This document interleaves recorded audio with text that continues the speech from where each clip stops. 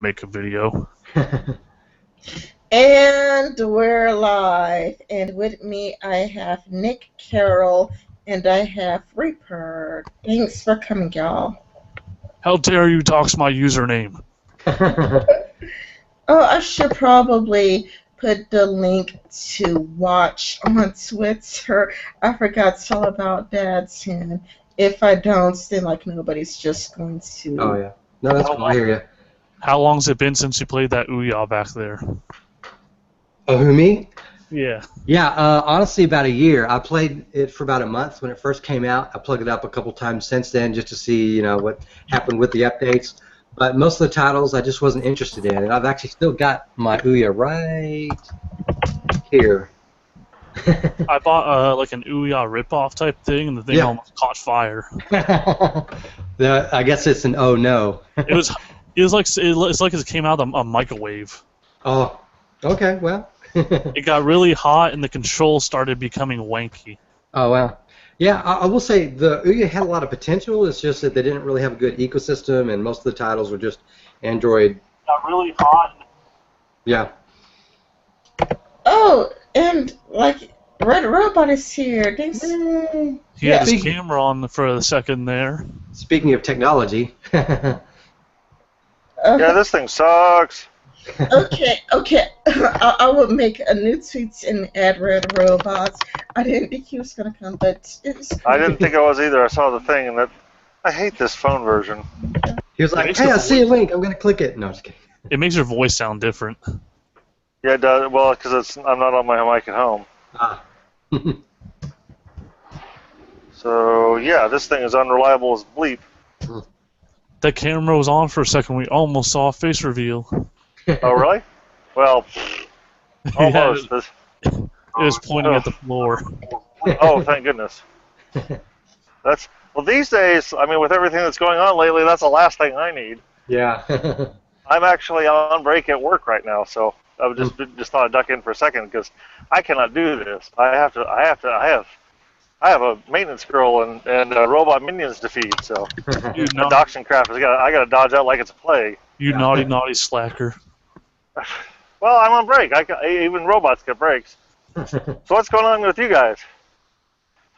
Nothing much. We're just going to do some live responses to some stupid articles. But I did tag your names on Twitter if you want to retweet it so everybody would know to watch the video. That's so we could get more views. Okay, I'll try and do that. Where did it go? Let's see here. There we go. Yeah. So, yeah, it's been a long day. Yeah, same here. I just got in a little bit ago just to catch part of the Olympics and try to get caught up on social media. I haven't been able to follow a lot of the news that's been going on as much as I would like to on other weeks, but it looks like there's been a lot going on from the doxing stuff and all the other things that are going on. So it's kind of weird. The flying monkeys are doing their damnedest to keep my dislike ratio pretty bad. Oh. Yeah, and apparently the flying monkeys, you mentioned that, the first thing I thought was, what, did the Wicked Witch of the West have a layoff? To unironically call yourselves slaves and minions. Did everybody retweet the link to watch? I did. I'm pulling up Twitter again. Yeah, this thing, unfortunately, doesn't look like it has access to the side chat or anything else like that. Darn it. Another controversial thought, the movie Pixels wasn't that bad. I'm the only one in my immediate family, i.e. my wife and kids, that hasn't seen that, but they actually enjoyed it. All four of my kids and my wife thought it was a good film. So it's slow in the first quarter, but it gets better. What film are we talking about? The movie Pixels with Adam Sandler. Oh. I don't think I've heard of that movie. It bombed pretty bad. Yeah. It's a retro video game callback kind of movie. Aliens attack, but with like our own video game weapons, you might say. Video game characters of the past. The The story is they sent like footage of a game tournament into space, and aliens found it and thought it of as a declaration of war. See, whose channel are we on anyway? Ren's. Okay. Let's see here. Okay. Just curious. Yeah, okay. Go ahead. Yeah, I didn't see Pixels. I thought about it, but just never got around to it because it's Adam Sandler was in it, and I avoid his movies like the plague. Well, Adam Sandler was on some good movies. Like, wasn't he on some movie called Click? You know, the one where he had a family, and he had this girlfriend, and he had this, like, remote control, and he could fast forward his life, and he can get some autopilot. That movie, I thought it was a pretty good movie. His best movies are the 90s and before 2005. Yeah, Happy Gilmore, some of the other stuff, yeah. I was probably one of the very few people who liked that movie. I forget the name of it, but it's the one where he was the devil's son. Little Nicky? Yeah, that one. You know, it's kind of like, a lot of people hated that film, but for me, I liked that film, you know. I thought it was pretty cute. I think that was probably one of his last good movies, or one of the later ones. I can't remember the chronology. He's been in a lot of movies, you know. It's kind of hard to fault the guy for trying, so. Yeah, like, I liked him as a comedian. He and that other guy who sometimes pop on his film. You know that guy who with the very curly hair? Rob Schneider? Yeah, Rob Schneider, who's like in that movie where he was like, he switched bodies with a girl. You know that movie? Oh, Lord. Yeah, wasn't that, God, was that a remake of that movie with, oh, Lord, I can't remember his name for the life of me. Crap. Now my brain's gone. Never mind. Ignore me. Yeah, I've been there.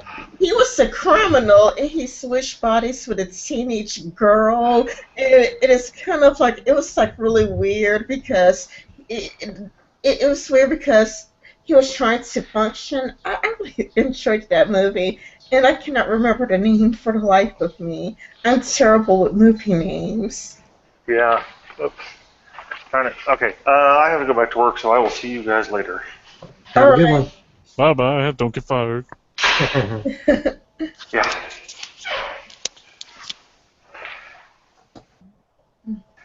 Alright, so I'll guess I would screen share and Article. screen share. How do I log off this thing? Throw your phone at the wall. Oh, there we go. Yeah, power off the phone. Okay, can you guys see this video? I can. Yeah. All right. If you select your own window, your own little window there, it'll Yeah, you'll have to like display it, or else he'll just see whoever's talking instead of the video. Oh, it's like clicking on our name or your name in the little. I had to click presents like everybody. There we go. Yeah. There you go. Like now you guys could see the video? Now everyone will see it. Oh, everybody will see. Okay. As a black man in America, what scares you the most? This should be interesting. The direction of our country. My child growing up in a world that really doesn't value her for who she is. Is he really black? He looks like he's like Hispanic or Middle Eastern. And I think it was Virtue signaling when he says, like, a country that's will not value my little girl for who she really is. Like, I don't know. Like, maybe he does really have children, but I don't know. I think he was emphasizing women there. It could be just me, though.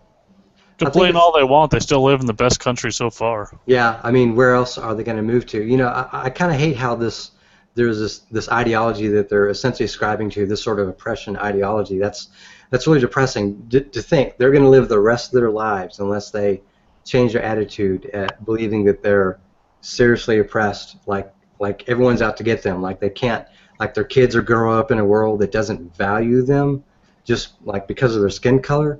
that I don't think that's a good message, to send to your kids. So Imagine being an oppressed CEO. yeah. Yeah, like, oh, Barack Obama is suppressed because he's black. Michelle Obama, I wake up every day in the house built by slaves. Yeah, the taxpayers. The fucking taxpayers. Yeah, yeah, it's kind of like that was so annoying. Like I wake up every night in a house that is built by slaves. It's like, come on, you're in the fanciest house in America that everybody wants to get into. I'm pretty sure she has a hard time sleeping. Yeah, if a burglar ever goes in there, they're gonna give him public execution. Yeah, Yeah. exactly.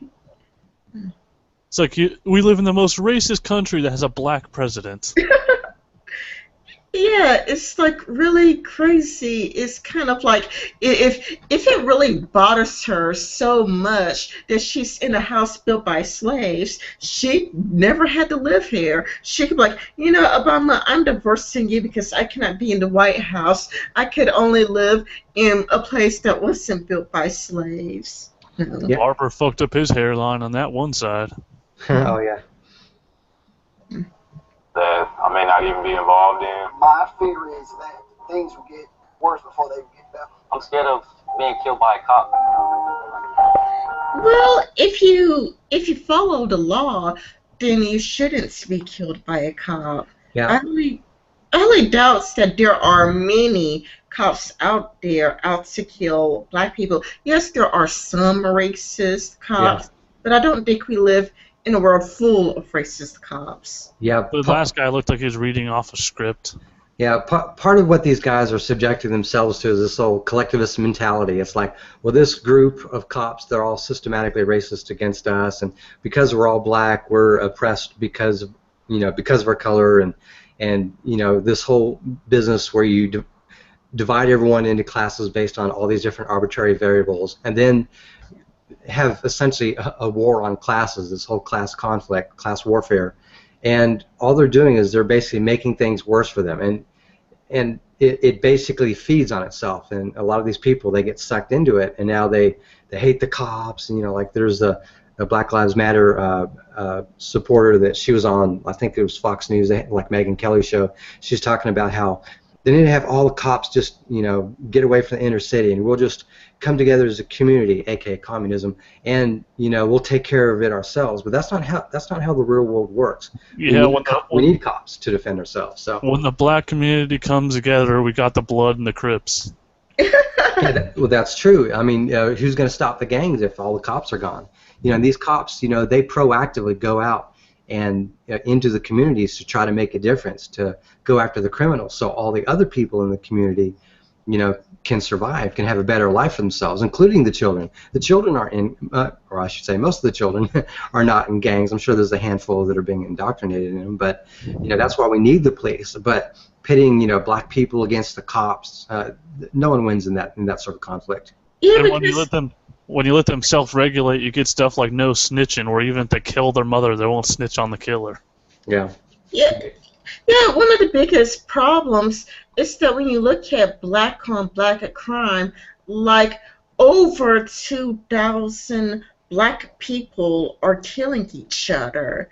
And it's kind of like cops are there to protect, when they're in the black community, they're there protecting the black people from the murderers and the gangsters in the community. They put their lives on the line, because I actually used to live in the ghetto. I don't live there anymore, but there would be all these riots outside my house. Yeah. There's these gunshots outside my house. I am glad for police intervention. I'm not like, oh, no, you must get away because this is disrespectful, and you're there killing a black man. I mean, come on, we're doing a good job killing each other, so I'm glad for the intervention. But it's kind of like, well, I'm glad I don't live in the ghetto anymore, and I'm glad I moved to a safe neighborhood.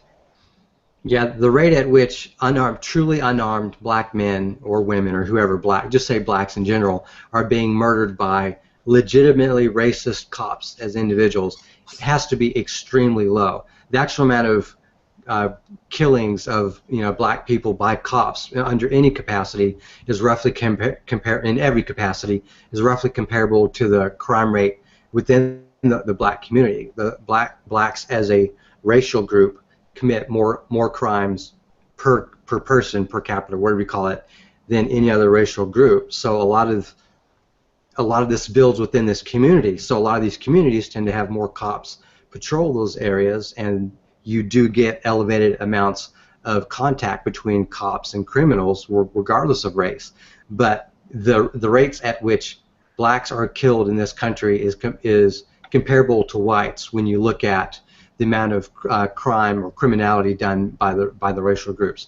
There's very little disparity if you look at the national figures, like I think it's either the FBI or DOJ puts out. I've seen some videos on that, and I just think that these people, like Black Lives Matter, they're focusing on a fringe issue that is not that big of a deal relatively compared to other larger issues, and they're just oppressing themselves by dealing with that. So.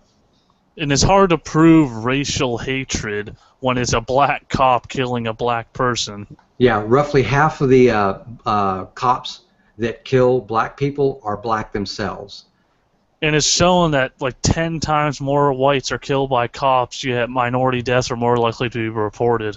Yeah, because that's all the media cares about. They care about the punching up versus punching down type narrative. Oh, the white cop or the white person kills a black person, they got to focus on that, but they don't really focus on it in reverse. There are examples of white like men or women killed by black cops, and that just doesn't make the news, even if that in and of itself is also not racist, but it just doesn't make the news because of that. So, like, I'm the privileged racist when I don't have a car and I ride a bike and they're driving brand new cars with the newest consoles and everything. Yeah. Yeah, I think that the media is very divisive, and they're trying to keep the communities divisive. That's the way they pounce on any story where a white cop kills a black person. They don't care if the black person is innocent or guilty. They don't care if the black person is holding a gun. They would spin the story to make the black person the victim, and they'll spin the story to make the white cop evil. The problem is they started out with a point when it was like Trayvon Martin, someone who was actually killed by not a cop but some crazy asshole. Yeah. Then they just started defending every single person killed by a cop who happened to be black. Yeah, and to be clear, Trayvon Martin was not an innocent 13-year-old boy. He was basically, as near as I don't remember all the details, but he was either someone that was in a gang or someone that was in that sort of culture, because there are a lot more pictures out there than just him in like a little sweater or something like that. But the pictures they show of him flipping off his finger, who hasn't done that in a photo, honestly? Yeah. But he was followed through the neighborhood by a guy with a gun. And he says he attacked Zimmerman. Well, a guy follows you to your house with a gun. You're just going to let him shoot you. You're going to fight back. Yeah. And Zimmerman wasn't even a white guy. He's like half Hispanic, half something else, maybe Jewish or something. And every so often, he's in the news for doing some crazy shit, like beating up his wife's dad and bordering the house up with guns and shit. Yeah. He recently got punched by a guy in a bar for bragging about killing Trayvon. Mm. Yeah, that's an asshole. But yeah, I mean, that even then, that's not the like typical white person versus black person interaction, or vice versa. Most of us, honestly, of all races, we just don't care about this stuff. We all won with the Civil Rights Acts in the 60s and the Civil Rights movements all the way through the 70s and the 80s. There is no widespread racism and all that stuff. The KKK is as marginalized a group as you can get. Even Black Lives Matter, as popular they are within certain communities, most people, even blacks, aren't a fan of Black Lives Matter because honestly, we're sick of the BS. And it's mostly just bad police training than fucking racism. Yeah, and why is every bad shooter racist? The fact is, we need to, figure out what's going on. Let there be trials, let there be convictions if needed, and let all that come out in evidence. But we don't need to pre-convict people just because of a quick little video that doesn't show all the information. We need to wait for evidence. Let everyone have their due course, and And even with the fucking Harambe, if they didn't do anything that say, "Oh, you're racist," if that's a white kid, you would have killed the monkey, but it was actually a black kid. Yeah.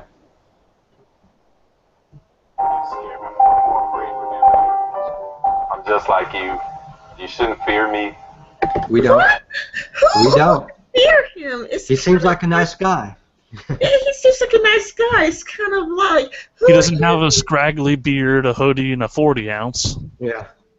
I mean, it's not like he's carrying an AR-15 around, like just points and get at people. Like, yeah, and it's, you know. If he had a black beret on and some black outfit, I'd fear him because he might be a Black Panther who wants to shoot white people. Yeah, I mean, look at his outfit. It's basically a white shirt. That's like the most neutral, inoffensive, quote unquote, color that you can wear. So yeah, I'm not afraid of that guy. It's kind of.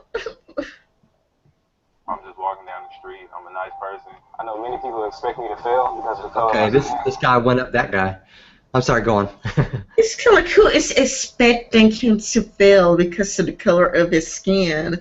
I'm not going to assume that your skin color is going to cause you to fail. Like, your skin color, it can't make you fail. I mean, maybe in the 1920s or 1930s, but we largely live in a society where a skin color is like a hair color or an eye color. Yeah, it's an arbitrary factor that this young man has no control of. And to be honest, most of us want people like him to succeed. No one wants people to fail, even this guy who, we don't know him.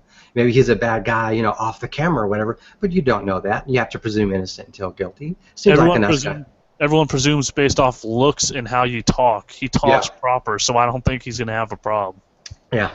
Yeah, he doesn't have a bad attitude. Like, maybe if he talks closer to Snoop Dogg and like maybe if he like wore gang colors, then I'll be a lot like, oh yeah, he's bad news. But it's how you dress, it's how you talk, it's how you present yourself to other people. It's kind of like Louder with Crowder. He says that this social justice warrior hurts his own arguments by trying to prove that society is racist. He proved the direct opposite. Like, he did an experiment where he wore a hoodie and slacks, and people treated him one way.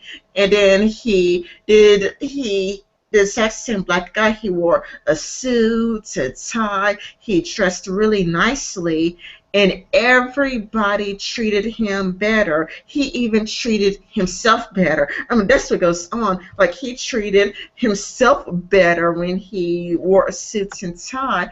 And a lot of reporters was like, well, you disproved that society is racist. People care more about how you present yourself than what clothes you wear. I mean, how you present yourself than what skin color you are. Yeah, attitude is everything.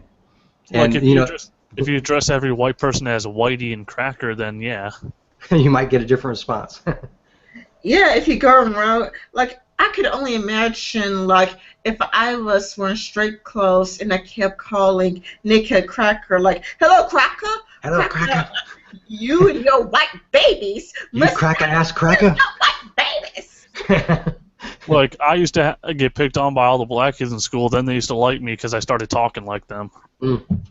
Well, that's blending into the culture. So, but this young man dresses like I do, so he's probably gonna do as good as I do. So yeah. Yeah, I've just gotten used to talking like whoever I'm with, so I don't have to deal with the bullshit. Makes sense. Yeah, in my school, when white kids talk black, they tend to blend in with black people. Like, black people just would be really happy and excited that some white guy could speak Ebonics, and they would just give the white guy some weed. I unfortunately don't have those skills. I'm a guy from Texas, so this Southern drawl is pretty much with me forever. They'd always try to get me to sag my pants and shit.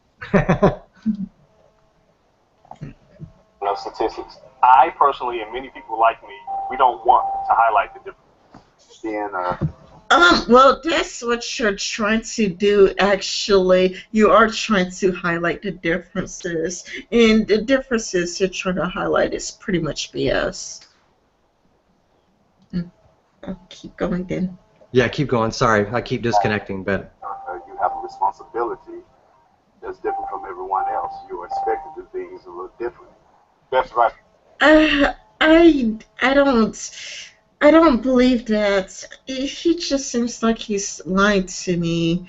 You know, it's kind of like I don't feel like I'm treated all that differently than a white person. Sure, there are racists, yeah, here. There's going to be racist people everywhere, but yeah, I don't think racism is so that bad in America. yeah. And the thing we have to keep in mind with, like these people, maybe these people are they're like on the, how do you say it, like on the outskirts, like there may be a minority within a minority that basically thinks the world's out to get them, but most of us are not built that way, and we need to make sure that we don't prejudice ourselves against other blacks just because there's a handful of them that may feel this way towards us. Racism can come from both sides, and it's better for all of us to essentially just treat each other equally and the same regardless of some of the fringe people on any side. I think that the media is trying to give black people a victim complex. Yeah. Like that's what I'm getting from this video is that they seem to just have a victim complex. Yeah, I mean, think about that. This is from CNN. Why are they pushing out these kind of videos? That doesn't make sense. This is not a neutral video. This is I don't know. This is like an agenda-driven video to me. It seems very BuzzFeed of them. Yes, exactly. Yeah, they're telling all black people in America, black people, you are a victim. And I don't think it's healthy. I don't think it's healthy for people to hear over and over and over again. CNN, BuzzFeed, the Young Turks, black people keep hearing that they are victims of our society. Yeah. I heard they're bringing back Johnny Bravo. I'm afraid they're gonna fuck him up and turn him into like a black Norwegian cripple or something. They get to represent themselves well in whatever situation that they're in. When you start to learn how to treat people as people, then some of the other barriers will come down. When you start to learn how to treat people as people, or whatever he said, that's just crazy. It's mind-numbing to me that someone would think that. Like the rest of the world needs to learn how to treat people like people, or whatever. It's like, Jesus. Well, Black Lives Matter needs to learn how to treat, everybody the same. Yeah. They need to learn how to treat white people as human beings. Mm-hmm. With nurturing and developing our youth. Stop letting our anger boil over for us to do irrational things. I think we need to understand that we all are part of the same community. Always have hope. And that's all we have. Those last three I agree with. Always have hope. That's really ironic. Like, first you're going to say you're tearing black people down, trying to say that white people are out to get you. You're like, oh, always have hope. It's kind of like, what the fuck? I mean... Yeah. Yeah, it's weird to hear this transition. Anyways, go on, yeah. Yeah, it's kind of like, white people are out to get you, and we live in a racist society, but always have hope. People, no matter what their nationality or race are, they have a different mindset. I believe the world can change. It's going to take a lot of action. People have to put in the effort, but things, they can't change. Yeah, I'll stop this right here. So they believe the world can change, and they believe that we need to put forth the effort. I hate to break it to them, but the world has changed.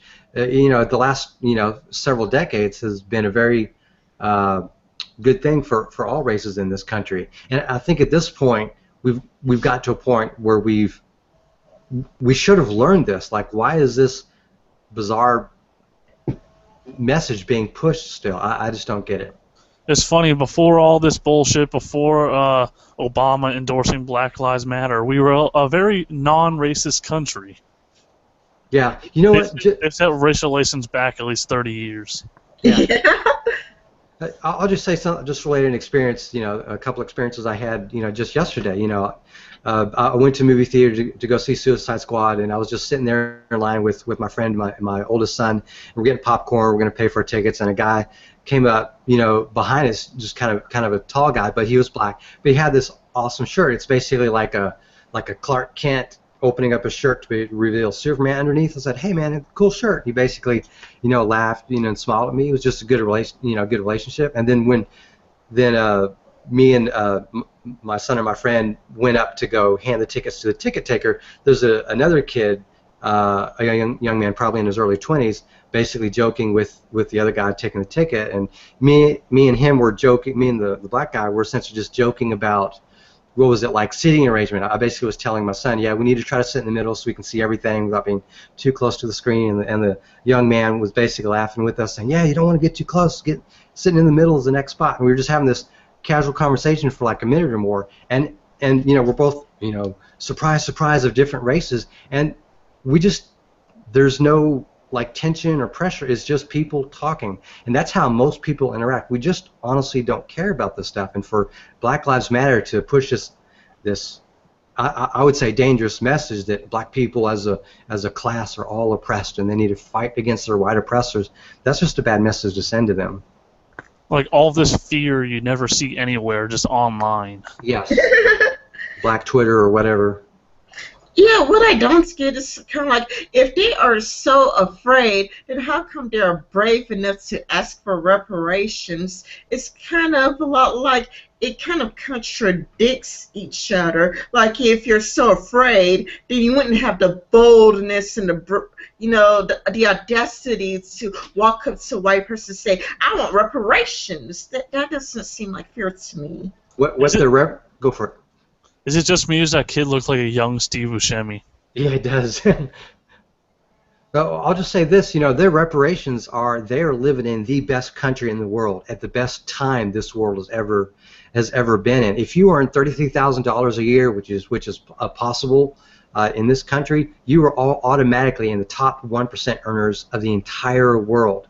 The poor people in this country are the middle class in many other countries. So, I mean, and they have, smartphones and computers and the internet, all this technology at their disposal.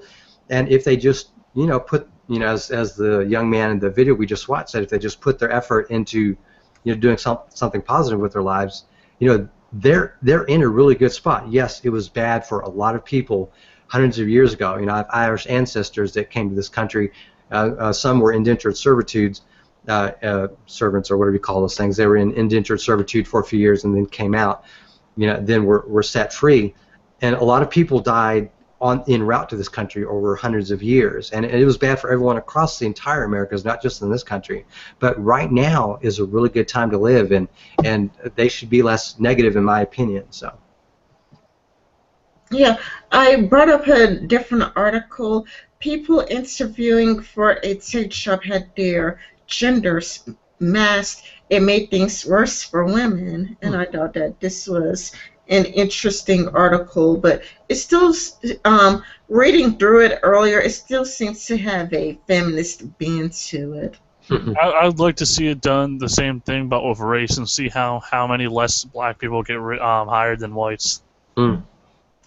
It's his well-trodden territory at this point that biases against women's technological abilities hold women in technology back. Study after study has shown bias persists at every point of the employment process. So the startup interviewing IO decided to try to do something about it. It's masked women's voices to sound like men's and vice versa during online interviews to see if interviewers would like them better. It was inspired to do the experiments because it was seeing some alarming data. Interviewing IO is a platform that allows people to practice technical interviewing anonymously and hopefully gets a job in the process. After amassing data from more than 1,000 technical interviews, the company noticed a troubling trend. Rice founder, I can't pronounce that name. Looks like Aline Lerner in a blog post. Men were getting advanced to the next round 1.4 times more often than women. Interviewee technical score wasn't faring that well either. Men on the platform had an average technical score of 3 out of 4 as compared to 2.5 out of 4 for women. The company decided to build a voice masking tool to see if that made a difference in how candidates fared. They developed a few different types of voice modulations and tested them out on 234 different interviews. They were surprised to find, however, that the gender swapping had no significant effect. Yeah, you wasted your fucking time. And actually achieved the opposite of what they had hoped for. Here's linear. Contrary to what we expected, and probably contrary to what you expected as well, masking gender had no effects on interview performance with respect to any of the scoring criteria. Would advance to the next round. Technical ability, problem-solving ability. If anything, we started to notice some trends in the opposite direction of what we expected for technical ability. It appeared that men who were modulated to sound like women did a bit better. They did better than unmodulated men. That women who were modulated to sound like men did a bit worse than an unmodulated women. Who would have thunk that women would get it worse if they sounded like men? Yeah, I mean, it to me it proves the opposite, that women gets a leg up in society, whereas men, they have to work twice as hard to succeed in society. If anything, if you sound like a woman, people treat you better. Hey, if you're attractive, you're gonna get that fucking promotion in no time. That to me, if you ask for one, the thing is, it's kind of like even some feminists address that men ask for promotions more often than women do. That's why men get paid more, because Yeah, that's they're true. more likely to ask for promotion. Well, also men typically don't face a lot of the barriers that women do in terms of having a baby and being out for extended time. They also need the money more to raise their kids. Yeah, there's often there's quite commonly men will work instead of the women. That's what I've been married for 19 years now, and that's what's happened in our relationship. My wife and I've told her whenever she wants to get a job, she can get a job. If she doesn't want to work, she doesn't have to work, and we've had that kind of thing. But that hasn't really been the case for me. I've only not worked for maybe about 3 months out of the last 20 years or so. But my wife has probably worked about half the time. So naturally, in the two careers that we've chosen, I've done better. I've gone further than her because I've simply been in the industry longer in my career, and that's just consistent. That's just a part of life due to the way biology is. So finding work in Florida is pretty hard. Yeah. Finding work in Alabama is hard as well. Yeah, I'll just say that for me to get the job where I'm at, I put in probably 80+ applications or resumes or whatever, and then got 2 bites, and then I ended up choosing between the 2 jobs. But yeah, you really have to flood the market, because it is tough. But the main thing is you can improve the odds simply by pushing and pushing and pushing until you get more bites, and just branching out, and you can overcome. But it's definitely not a cakewalk. I'll say that. Yeah, I've been applying since freshman year of school, and I didn't get my first job until after school. Yeah. Yeah, same here. I didn't get my first job until after school. And since that job, I haven't found one yet.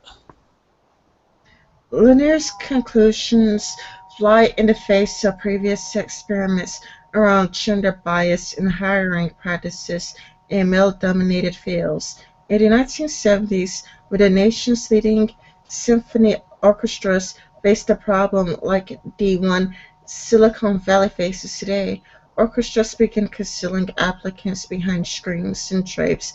By the mid-1990s, the number of women in the five leading orchestras in the United States had increased fivefold. By 2003, more than a third of players in the top 24 orchestras were female. I don't see how that paragraph is relevant to the above message. Yeah, I mean, I guess they're trying to combat discrimination by masking the gender and stuff like that. And actually, I think that's pretty smart in that whole bit with the orchestra, you know, in terms of concealing their identity and just essentially listening to the music, because, you know, that's very merit-based, actually. So I actually don't have a problem with that so long as it's voluntary. It's not like the government forcing the business to do that. If the businesses on their own, or orchestras or whatever, want to use that method for getting the best, that's actually kind of intelligent. So the problem with making preferences of hiring one type of person is that whenever you don't hire the other person,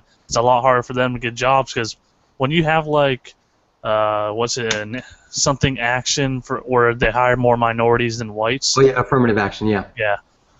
They get tax incentives to hire more blacks than whites, so Yeah. they're not going to hire that many whites because they don't get enough tax breaks if they do. Yeah, and that in and of itself is government-sponsored racial discrimination. That's why that's basically why I've always been against that. I don't believe racism should be done in either direction. You might have made the case in the 50s and 60s to do that for maybe a brief time because of the civil rights movement. That was the heat of the civil rights movement. But I mean, like, we're an evolved society in a lot of ways, and I don't think affirmative action is needed at this point. In science and technology, like in the orchestras of the not-so-distant past, the idea that men are inherently more suited to the field is a deep-seated and persistently reinforced cultural belief. Many studies have shown that the advent of double-blind scientific reviews, in which both the name and the reviewer and a study author are not known, has significantly increased the number of works by female scientists accepted for publication. It only stands to reason, then, that similarly concealing gender would improve the luck of female tech applicants, but it didn't. The reverse happened, because time has changed since then. Yeah, that's probably not so relevant in other fields. I could see perhaps in something like music, particularly, that could matter, but it's a little hard to do in the technology field. You know, you can basically test people, but concealing their gender doesn't really affect the test score. So the only thing that affects in music is if you wanted a better jazz player. Yeah. Lanier dug into her data and came up with her own guess for the cause of the surprising results. Women were leaving the platform after having one or two bad interviews. In other words, women feeling discouraged seem to be just giving up interviewing altogether. Once you factor out interview data from both men and women who quit one after one or two bad interviews, she writes, the disparity goes away entirely. So that actually seems somewhat gender-based. Like, if just women are naturally going to do things like, you know, not ask for raises as much or quit, you know, after some bad interviews, that could be an interesting factor. So. Yeah, but I think it also has a problem with narrative. Like, the feminist narrative says society is against you. It gives people a victim complex. It teaches people learned helplessness. True, and in a lot of ways, you know, some of the feminists are very like, oh, there's absolutely no difference between men and women. But I mean, clearly there are biological differences, and other differences, in terms of like the range of intelligence. Men typically have a greater range of intelligence, greater spread. Women tend to aggregate more towards the mean or the average, whereas the men tend to be more spread out along the extremes. So, there's a lot of other biological reasons that explain things. So, men are physically stronger than women. yeah. Men tend to have more testosterone than women. I mean, men and women are not exactly precisely the same, or else transgender people wouldn't exist and gay people wouldn't exist. Yeah, if gender doesn't matter, how does that explain trans people? People going from one gender to another. Clearly, it matters to them, and that they're often in the same wheelhouse as others along the ideology. So that's the thing about the feminism today. This third wave or whatever, is that the movement itself is often incoherent, and it tries to, at least it seems to me, do something different, but I'm not sure what they're doing differently is necessarily helping anyone. That's another societal thing that set back like 20 years, transgenderism. The fucking Jeffersons in the 80s had transgender characters and no one gave a shit. Yeah. That's the thing. They are a relatively minor group, but most people don't, it doesn't offend our sensibilities that people like that exist. There's a wide spectrum of people all over the world, and not everyone gets offended over every little thing. People accepted real transgender people, but now you have people who just say, "Oh, I'm a gender neutral and whatnot" to get attention. Yeah. There like was Milo Stewart.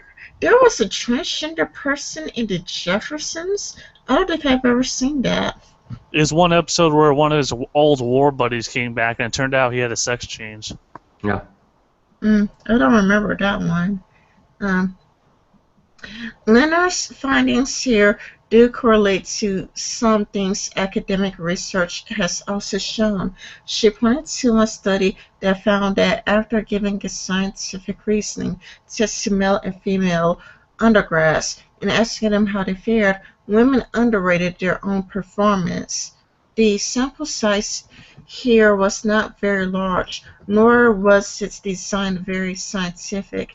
It assumes, for example, the voice pitch and sound are the only things that give gender away. I mean, I think that this person is making excuses because how do you know what the other person is thinking? As far as you know, the other person really believed that a person was a girl and is shocked that it's a man. If it sounds like a woman, people are going to assume it's a woman. Yeah, I will say men and women probably in some cases sound different just in the way they speak. Women tend to be more talkative and stuff like that. But I agree with you. There's probably, in the scope of an interview, it's probably not as easy to tell when the voice is being masked. So yeah, because you're going to be answering the basic interview questions. Yeah. Not like you're going to be talking about what your likes and interests are. I could understand if they ask where your likes and interests are. You're like, oh, I like makeup and I like kittens and whatnot. But if it's just going to ask you, like, what is your experience? You graduate college. I mean, if they ask you some interview questions and your voice is changed to sound like a female, then there's nothing that could really give your gender away. Like, if you make a man's voice, like, lighter so he sounds like a female, he's going to sound more like Alvin and the Chipmunks. I don't know, because, like, there's this song called The Techno Life by Overworld. They changed the voice to sound like a woman, and it does sound like a beautiful, lovely woman's voice. Sounds like the real thing to me. He sounds beautiful. Is that Lacey Green right there? It looks like it. Yeah, it looks like her. Yeah, Got those problem glasses and lipstick. Yeah, the blonde hair, that looks like Lacey Green. Prototypical feminist. Men put these on their penises. I usually just take it in the butt. So, while it may be tempting to take this incident and radically rethink the way we approach closing the gender gap, I mean, the gender gap, usually whenever feminists talk about the gender gap, it keeps getting debunked over and over again. Yeah. And So science acknowledge. Oh, go ahead. it's funny how much projecting they do. One's like, oh, you're racist. Well, you're actually racist, and men are the ones with the gender gap. Yeah, that's one of the aspects I notice a lot about intersectionality and this particular strain of leftism is anything that is explicit is ignored, and anything that is implicit is focused on. So a lot of times you can say X, Y, and Z, and they will forget that you're saying those letters, and they'll basically say, well, that's like a racial code word for A, B, and C, or whatever. And it gets frustrating when you're on the other end, when it's like context matters. If I'm saying X, Y, and Z, I mean X, Y, and Z. You know, let my own words mean what they actually mean. So, Like, and go on. No, go ahead. Go ahead. I'll just say one other thing on this. Like I was debating a friend's son the other day on the whole Black Lives Matter business, and he's somewhat an extreme leftist, but his interpretation of Black Lives Matter is essentially Black Lives Matter too. So it's inclusive. It means we're equal to everyone else, and All Lives Matter means all lives matter, but Black lives. And it just seemed like weird that he would take somehow an implication of when someone says all lives matters, they're basically saying that Black lives don't matter. And when you say all lives matter as a response to Black Lives Matter, you're like somehow taking away what they're saying, or it's used as an insult. And it blew my mind that this is how these people think. They turn everything on their head. Everything has to mean the opposite of what you're actually intending them to mean. Like there's a difference between what I say and someone's interpretation of what I say. I'm responsible for what I say. I'm not responsible for someone's interpretation. So It's like when the black reporter got in the guy for saying hard worker because she thought it was offensive to slaves. yeah. And you know what? They use that now, like in basketball, for example, or it was used until maybe the last decade. But it used to be like if they're like a white person and a black person, they're performing equally. The white person was always a hard worker, and the black person was always explosive or whatever. And that was a thing that NBA sort of, now avoided doing. But it's often been an insult to white people in the last, I don't know, couple of decades, in that a white person can't be naturally athletic or talented, and black people can't somehow be a hard worker, or it's focused like that. And I've always found that kind of funny. It's really reaching when you gotta take simple phrases like hard worker to make it racial. Yeah, I remember that was Melissa Harris Perry to that one guy. They were like, he was talking about, yeah, this person's a hard worker, and she like flipped out on national TV. And that guy was just in awe of how stupid she was. Yeah, his jaw was open, like I can't believe, is this happening? Is this, someone pinch me? Like, is she fucking serious? Is this like candid camera? What's going on here? Yeah, he gave her this look like, what the fuck? Yeah. Am I dealing with a crazy person? Yeah, did we let the wrong person in the room? Is this a hobo? Yeah, are these cameras on? Am I being punked here? Yeah, it was pretty crazy. I think Sargon did a video on that a while back. So everyone did a video on that. Everyone did, yeah. It's probably best to view the lack of disparity Leonard found as an aberration. This is just too much research across many different fields, showing the opposites of what her experiment found. Like, it's weird because if the experiments showed what she wanted it to see, she would say this is proof of how not racist, but how sexist and misogynist society is against women. But when they did the voice experiments, and they made the men sound like women and the women sound like men, and it says that the men did even better and that the women did even worse, which shows that society favors women over men. It's no. There must be a problem with the results. Yeah. There must be a problem with that. Yeah, the thing about what these people are doing is if you oppress yourself, no one actually needs to oppress you. You are your own worst enemy at that point, and you're actually keeping yourself down. That's one of the destructive effects of what these social justice warriors and other leftists of this particular type are doing, is they're almost doing the work of the enemy for them, if there is actually indeed an enemy on the other side. And it's just kind of weird, but I like the last part of this this article, but a voice masking experiment does remind us of a point perhaps too often overlooked.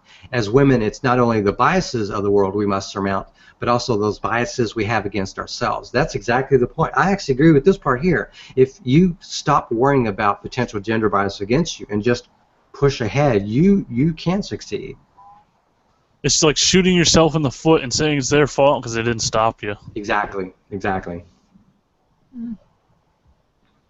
French investigators explore possible terror links to Nice attack that's killed 84. Yeah, that was rough. I saw the little bit of video of that, and I saw the reaction and everything. That was absolutely crazy. I've personally never seen a story like that before myself. That's just crazy. There was a story recently of Syrian refugees in like Idaho or something like that who were trying to rape a little girl. What? Oh, geez.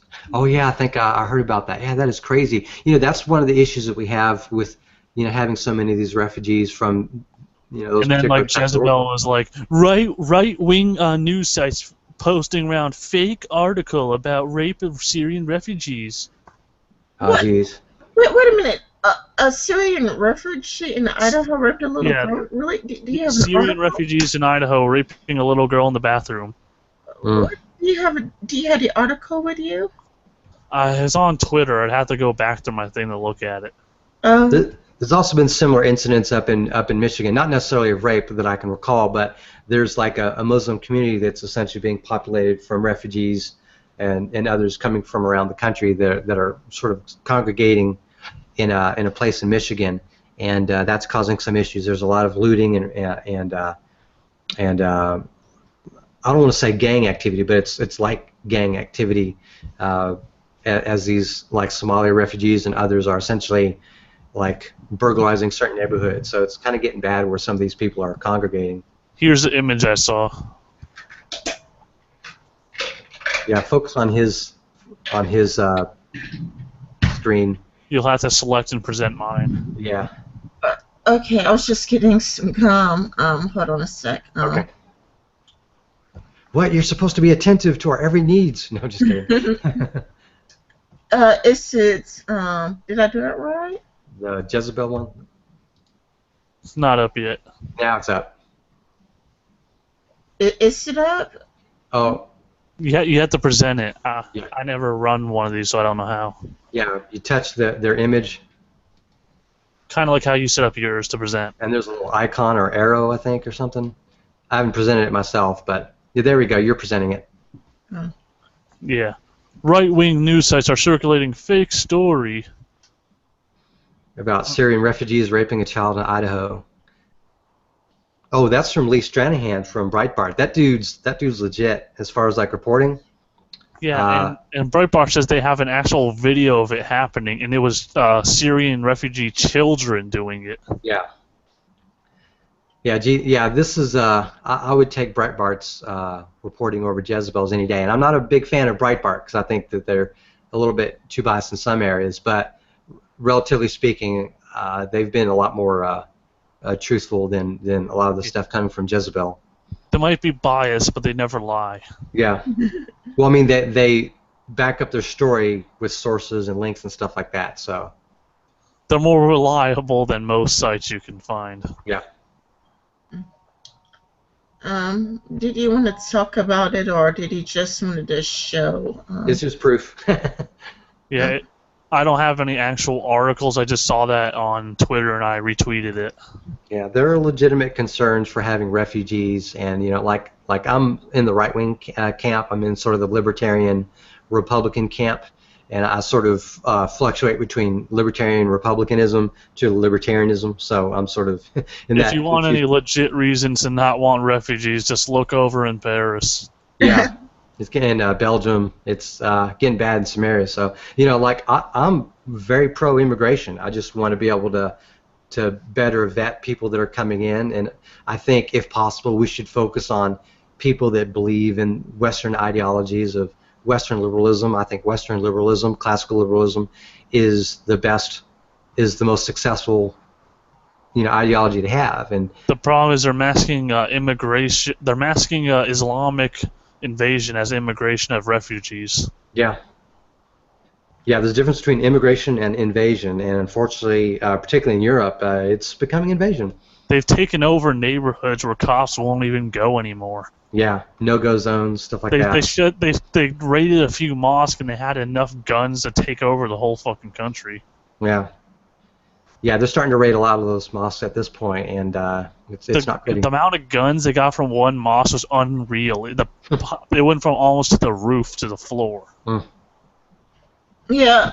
Even my friend from Finland, she talks about how Muslims are so bad, even in Finland, and nobody really talks about Finland. I think it's because nobody's from Finland. I never heard Sargon or There's perhaps. so many stories out of Germany where the Syrian kids will like attack the natives, and then they'll go to the police, and the police will arrest them for being racist. Yeah. It's crazy. Nice France, a petty thief and broiler who plowed a mile-long path of horror through Bastel. I don't know how to pronounce that. They Bastille Day. It's essentially a socialist Independence Day holiday for France. It compares to our own Independence Day of July 4th in America. Thank you. On Nice's sea France had no known connection to terrorist group. A French prosecutor said Friday as investigators scrambled to piece together whether the attack that's claimed 84 lives was directed by Islamist militant networks. Yeah, I wanted to say something about this particular thing. This whole concept of the lone wolf.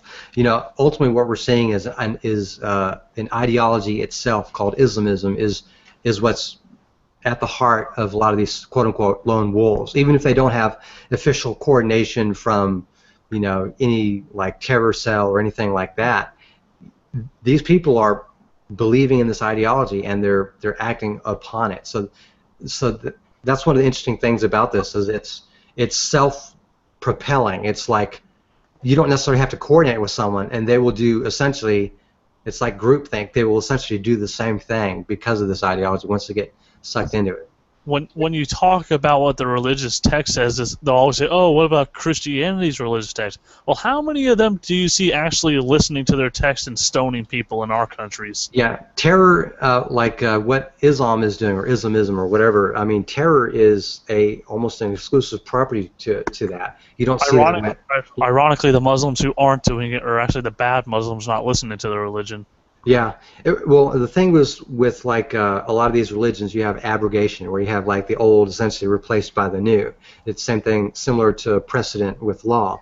Well, like with Christianity, you have essentially the Old Testament and the New Testament, and a lot of the language in the New Testament essentially overwrites, for lack of a better phrase, what happened in the Old Testament, and it's a lot more of the turn the other cheek kind of stuff. But when it comes to Islam, the second half of the Quran is essentially the more violent warlord type stuff, and that's really what has taken precedence over the stuff that was written initially. So yeah, the New Testament actually says to disregard the old one.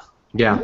Exactly. When it comes to Christianity, you have the Old Testament and the New Testament, and the New Testament is really positive. It's hard to use the New Testament to commit a violent act. It's really hard to, use the New Testament to do bad things. I'm pretty sure you can, but it would probably be very difficult. Generally, if you talk to most pastors, it's going to be very, very peace-centric message. But a lot of these imams, you see a lot of these speeches that they give, and it's pretty crazy stuff, about, it's like an honor to kill a gay person or whatever, or you're putting them out of their misery or whatever. It's like that's some pretty crazy stuff. The scale of carnage wrought by a man authorities identified as 31-year-old I cannot pronounce that. It's Tunisian. Like Tunis, yeah. Tunisian immigrant Mohammed. Just skip that. Just say Muhammad. Okay, Muhammad came into Grandma Focus Friday with 10 children among the dead and 202 people injured. Mm. 100 wounded, 50 were between life and death, according to French President Francois Hollande. Yeah, Holland. Hollande. Oh. The attack with a 19-ton rented Renault. Renault or Renault. I've heard both. Renault truck, the third mass casualty assault to hit to France in 18 months, shocked the nation and sparked questions about whether authorities had done enough to safeguard a country that is an obvious target of terrorist groups. Many witnesses said Friday that the Pat Corniche had been only lightly guarded by police during fireworks on the gently warm night. Bolel, I think. Bolel. Bolel, a truck driver, was easily able to drive around police fences blocking Nice's famous Promenade des Anglais before jamming on the accelerator and zigzagging his way through the crowds in a method that seemed calculated to generate maximum bloodshed. Yeah, it was brutal. Absolutely brutal. They said it was the truck was also full of explosives and guns. Mm. The identities of the victims testified to France's diverse society and to the international appeal of the Tony French Riviera, a vacationing father and his 11-year-old son from Lakeway, Texas, a headscarf-wearing Muslim woman who came to celebrate Bastille Day with her nieces and nephews, a French high school teacher, his wife, daughter, and grandson, others from Russia, Switzerland, Germany, Australia. There were so many victims early Friday that survivors grabbed tablecloths from seaside cafes to cover the bodies strewn across the Asphalt. The dead were marked by rectangular orange and white traffic-controlled barriers that stood like rows of tombstones. Yeah, a lot of them were covered with like carps and stuff like that. It was pretty crazy just to look at the strewn bodies basically across the road. It was unbelievable. A war raged on us. Prime Minister Emmanuel Walls on Friday drew a strong link to terrorism, despite the fact that no militant group had claimed responsibility for the attack. So, I mean, it's still a terrorist act, though. That's rather bold of him. sarcasm. But yeah, terrorism is the name of the game, and it's not hard to figure out who's committing the terrorism, even if there's no official group, related to it. Yeah, I mean, the ideology itself is enough. This guy in white robes with brown skin and a beard screaming Allahu Akbar just killed us. I wonder who he works for. Yeah, we've seen stories that are like, oh, this person was regarded as crazy or whatever. It's like, this, like the police would report, oh, it looks like a crazy person. That looks like an Islamist to me.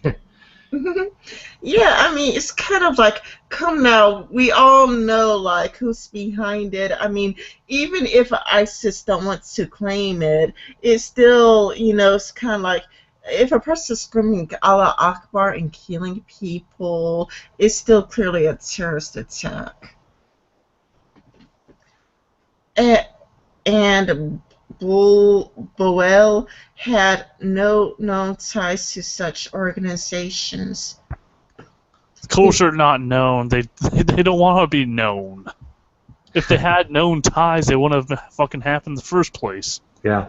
That's why, another thing, like I mentioned terror cells earlier, these things can operate with terror cells without connections to others simply because ideology, allows them to. They've experimented enough over the last, 1,400 years, to come up with these sort of tactics that other cultures and religions, don't really engage in. So. The threats of terrorism, as we have now been saying for a long time, is weighing heavily on France, and it will continue to do so for a long time yet. Valls said after the emergency meeting in Paris, "We are facing a war raged on us by terrorism." French citizens are clearly reaching their limits. Valls in Hollande, whose popularity is scraping low records, were booed when they visited the seaside scene of the attack Friday, in an apparent sign of anger over security lapses. France was shaken by terrorist attack on January 2015 when militant Islamist attackers took aim at the Charlie Hebdo newspaper at a kosher grocery store in Paris. Attackers struck again in November in a popular nightclub district of the capital, setting off bombs and wrecking the area with gunfire.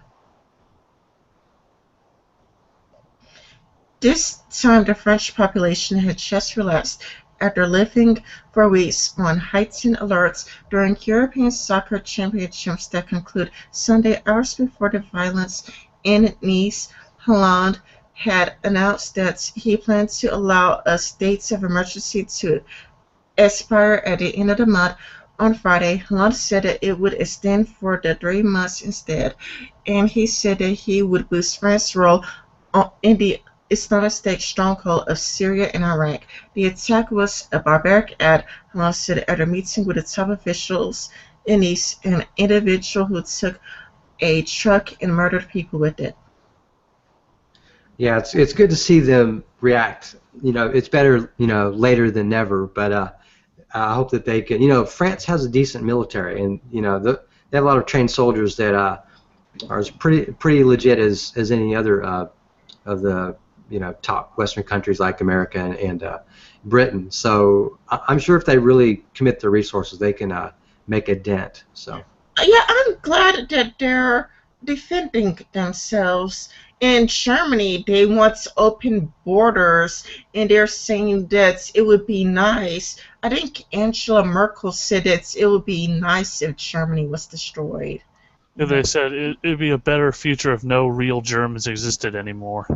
Yeah, there's a weird contingent on the left there in Germany, which is like anti-white, like they're white people that are anti-white. There's this blonde-haired woman. I can't remember her name. I've heard her a couple times, but she's basically talking about. She's like a government official, but she was on stage, basically, recorded on video. But she was basically talking about like the end of the white era of Germany and language along those lines. Essentially, the browning of Germany was essentially a good thing. It's sort of like reparations in extent to things that were done, by Germany, 100 years ago, really. So. Yeah, they never have really forgiven themselves because of what's happened with Adolf Hitler, when really it's like you're not responsible for what Hitler did. The white guilt of Germany has gone too far. Yeah, at this point, most people that were alive and fighting and committing these acts in Germany, they're all dead, and they've been dead for a long time, and the vast majority of people in Germany have nothing to do with it, and they've learned from their mistakes. In this country, in America, we learned from a lot of our mistakes through the civil rights movement, and you're just not responsible for the actions of your forefathers. So, in Germany, it's still not legal to have any Nazi symbolism in video games, even if you're killing the Nazis. Yeah, Wolfenstein, Unreal Tournament, a lot of those kind of games like that had to have symbols changed just to even present, not present that influence, or they would remove blood from their video games. You couldn't have blood. Like Wolfenstein. Yeah, I remember with Unreal Tournament, they made a special version that was like nuts and bolts would come out when they died instead of like blood. So. Like they did with Carmageddon. Yeah. Belgium, Germany, and Italy stepped up security along their borders on Friday in a measure of fears that the violence in France would spill into neighboring countries. Belgium, which was struck by a bomb attack at the Brussels airport and a subway station in March, is particularly nervous ahead of its own National Day of Security as investigations struggle to understand whether Borrell had acted alone. They offered a first account of his path toward the murderous truck that concluded in a hail of bullets from police officers who forced the truck to a stop outside the Grand. Does anybody know how to pronounce that? Police. Which word? I'm down here. Oh, Palais de la Méditerranée. Palais. Police. Yeah, Palais. Yeah, Palais de la Méditerranée. I'm a guy from Texas, so that's as good as you're gonna get from me. A hotel. A hotel. I agree. Yeah, just skip the big words and just say a thing. Boel was a Tunisian citizen who had lived in Nice since at least 2010 when he first ran afoul of authorities by engaging in petty theft, according to Paris prosecutor Francois Molins. Most recently, he had been given a suspended 6-month prison sentence related to a January assault, Molins said. In that case, Boel's former attorney told the local Nice Matin newspaper a motorist complained that the truck driver was blocking the road during a delivery. Boel took a swing at the motorist with the wooden beam, causing a deep wound, according to the lawyer's account. Boel is divorced and has 3 children, neighbors said. The prosecutor said the suspect's ex-wife was taken in for questioning. Any thoughts on what we just read, or? Basically, he was a bad dude, and he got worse. So it looks like to me. There's nothing we didn't know already. It's some asshole who wanted to kill us. Yeah. Don't do drugs, kids, and maybe not that Islam thing too, I guess. Truck's deadly path. As fireworks lit up the sky Thursday in celebration of Bastille Day, Boel drove the rented truck toward the fatal destination. Molins said. In the cab, he carried an automatic pistol, 2 fake assault rifles, a non-working hand grenade, and a phony pistol. A phony pistol? Why would anybody want to carry that? Yeah, the weird part is that he had, the fake rifles and some non-working stuff. That we don't fully understand, or at least I don't fully understand from the people that were reporting that. So that's just kind of weird. I guess he couldn't get real ones, so he just got whatever he could, or people sold him stuff that he thought was real. Who knows? He swerved around a police barrier blocking the promenade. De Angeles? I'm saying it as Spanish because we have a lot of Spanish people around here, but Angeles? Maybe he wanted to die suicide by cop or whatever, so he just used his truck to kill people, so... Yeah. That's another thing. A lot of these people dying in suicide is not a bad thing, when they're committing these acts. That's why so many of them die in the action. They're deliberately doing it. Death is not a deterrent to these people. It's kind of like the kamikazes committing suicide as they killed others. So. Just next to a children's hospital, then sped through the crowds, leaving carnage in his path. More than a mile later, 3 police officers traded fire with him. Mullins said.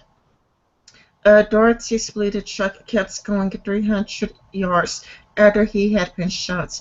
Police found him dead in the passenger seat. Boel was entirely unknown to anti-terrorist units, the prosecutor said. Yesterday's attack had not been claimed, but I must state that this kind of attack is in line with the type advocated by the terrorist organizations in various videos, he said. ISIS. Yeah, they have been saying, hey, basically, you guys go and start attacking. So, like, a lot of these lone wolves are like, okay, we'll go and start attacking. Witnesses described confusion and chaos Thursday nights as hundreds of panicked bystanders ran to try to escape the deadly truck, and I feel sorry for them. I mean, what happened was terrible. Yeah, just think, this is, a gathering of people completely unarmed, completely unprepared for any sort of attack. No one was. This is completely out of the blue. You know, everything about it was out of the blue. So it's just crazy that these people are essentially breeding people like this, you know, to essentially do this. Yeah, I could only imagine how they feel. I mean, I can't picture because I wasn't there, but I could only imagine it, you know. It must be really terrible and horrible. The problem is they don't want to look into these things as they'll be seen as racist. They'd rather be seen as not racist than stopping terrorists. Well, I think that France is. It seems like they want to fight back as opposed to Germany. Germany seems to be extremely full of white guilt.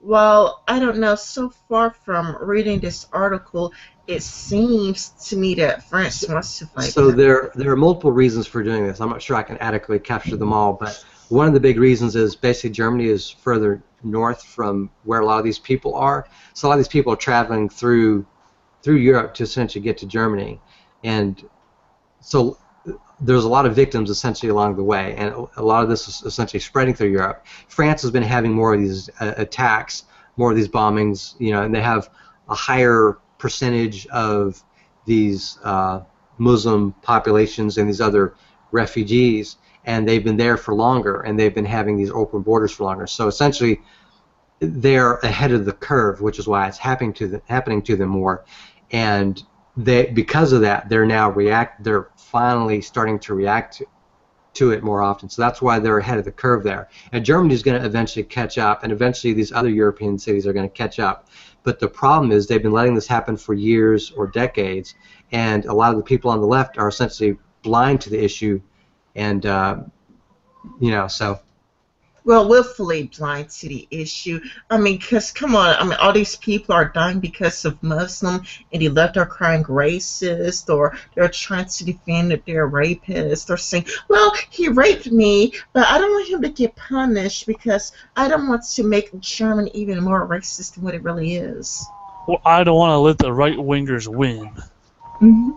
Yeah, Yeah. the right wingers win. You know, it's The reason why the Orlando killer was able to get away was because the police didn't want to go into the case too far, because if they did, they thought they'd be accused of racism. Yeah, and ultimately, when they do try to pursue these kinds of people, they end up having to go into these no-go zones, where a lot of people are essentially supporting them. So it's kind of bad in both respects. If they don't do anything, it's because they're politically correct, and if they do act, you know, it's already gotten so bad there that they have to push a lot harder to catch, you know, guilty parties. After the first attack in Paris a while ago, there was a shootout in the no-go zone area when they were trying to arrest the terrorists.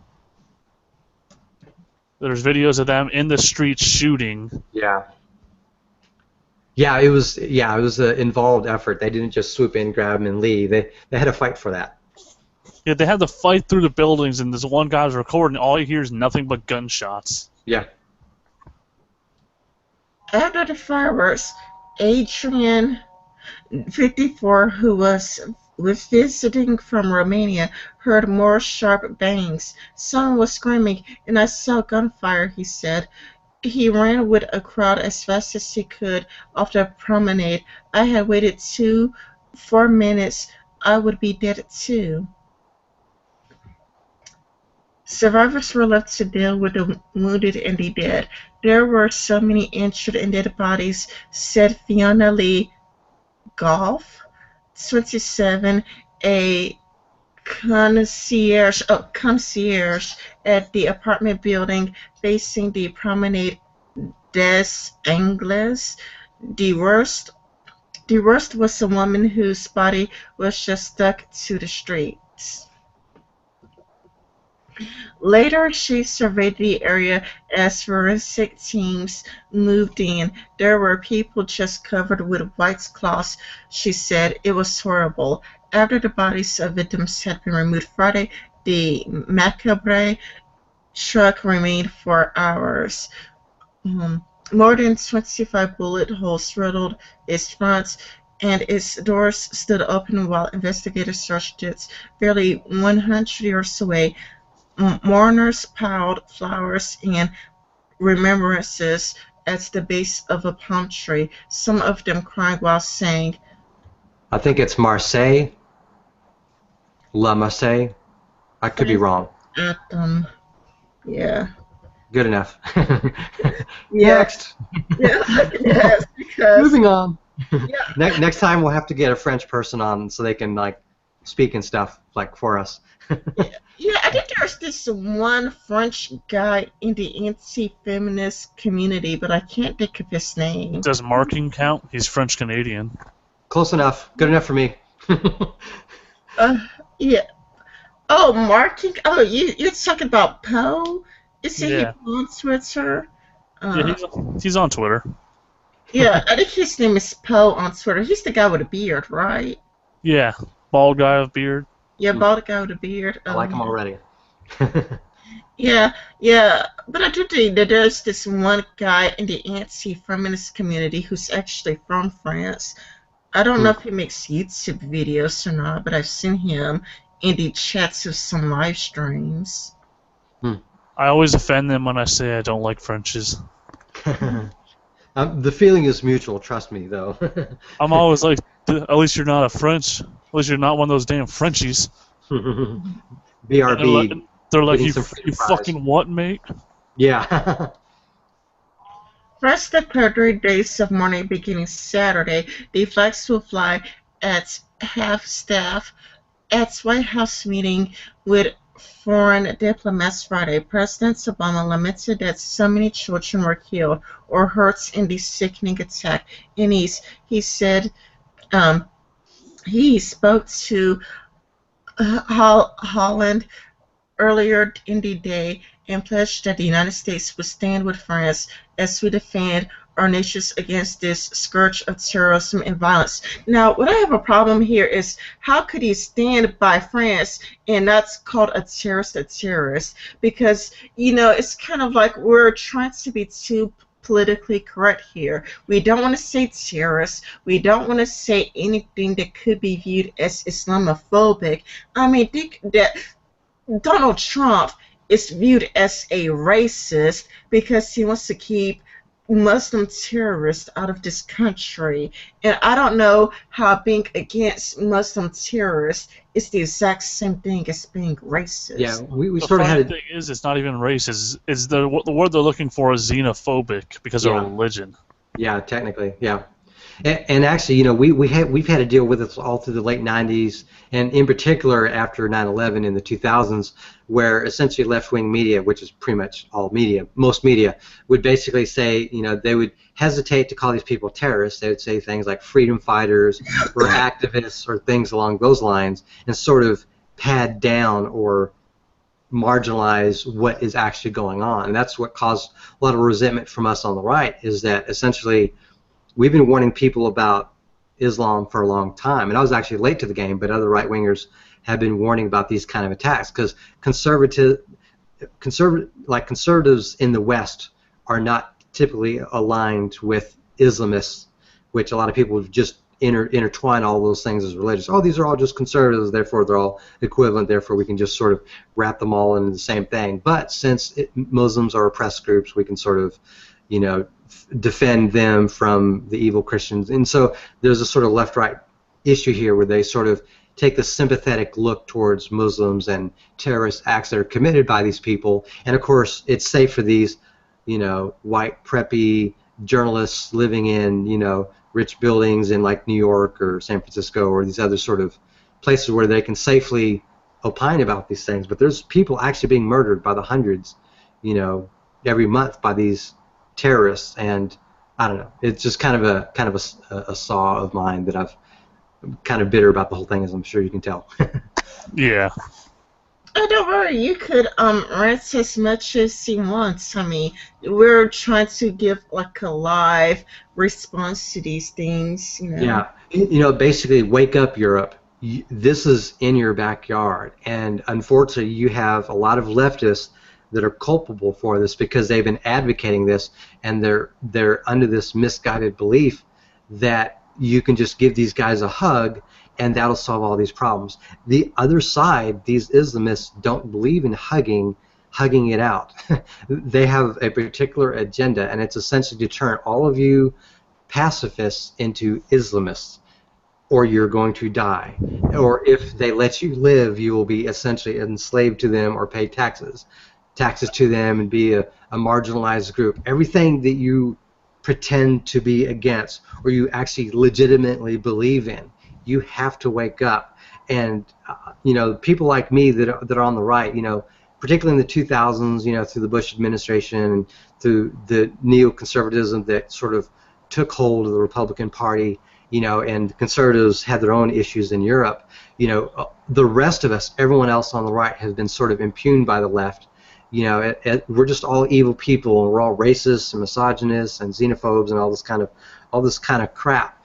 And and then they have the whole atheism versus Christianity kind of schism that went on through the mid 2000s to the early teens, I should say.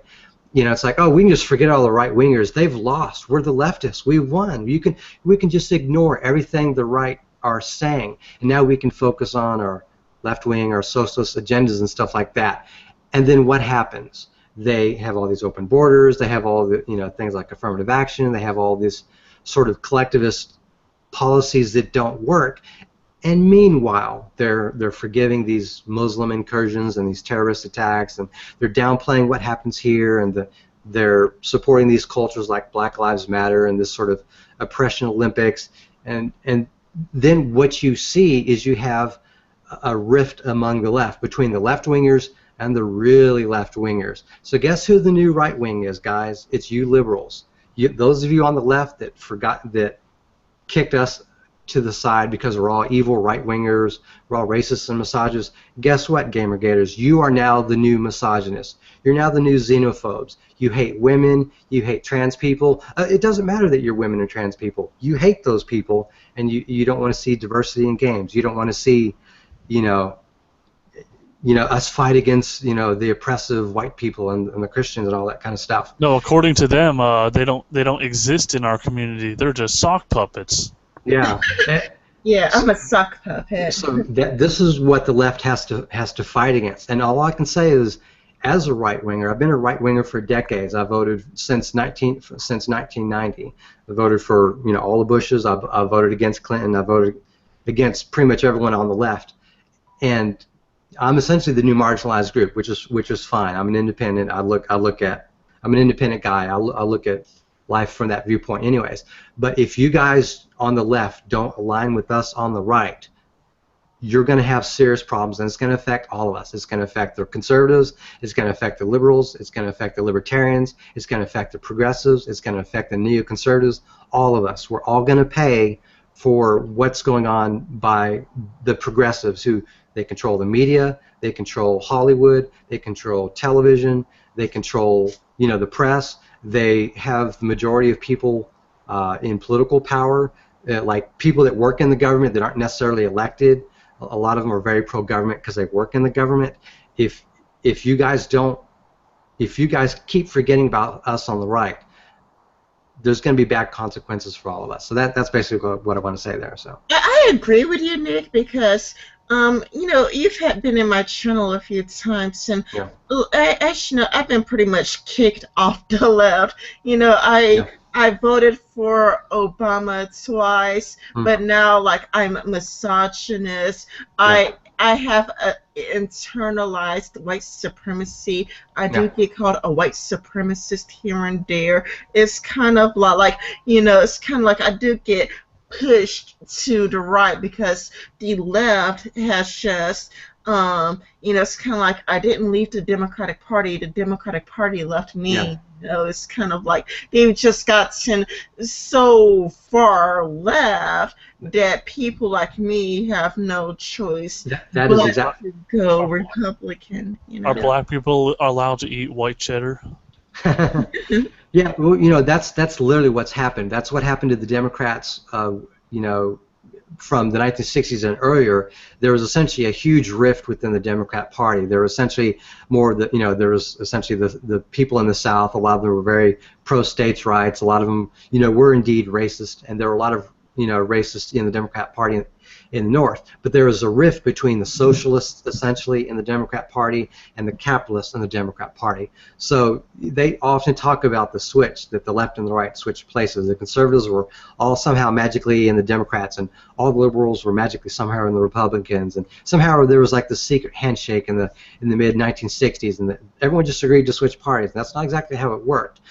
The people on the left, they basically abandoned the non-socialists and they leapfrogged the Republicans. The Republicans were initially the progressives within this country relative, to the other side. But the Democrats, they had to switch to a new gig because popular sentiment, even in the South, was against racism, and the KKK and those kind of crazy groups like that were basically being a lot of people were hating them, essentially. So the Democrats, they switched to this new socialist, pro-communist, or not really pro-communist, but anti-communist sort of platform. They're anti-capitalist and they're anti-communist. So we couldn't, essentially, anyways, that's essentially where all this rift came from. And they've been going leftward and more leftward and more leftward, and that's what we're dealing with now. And now liberals that I grew up with in the 80s and 90s, they are,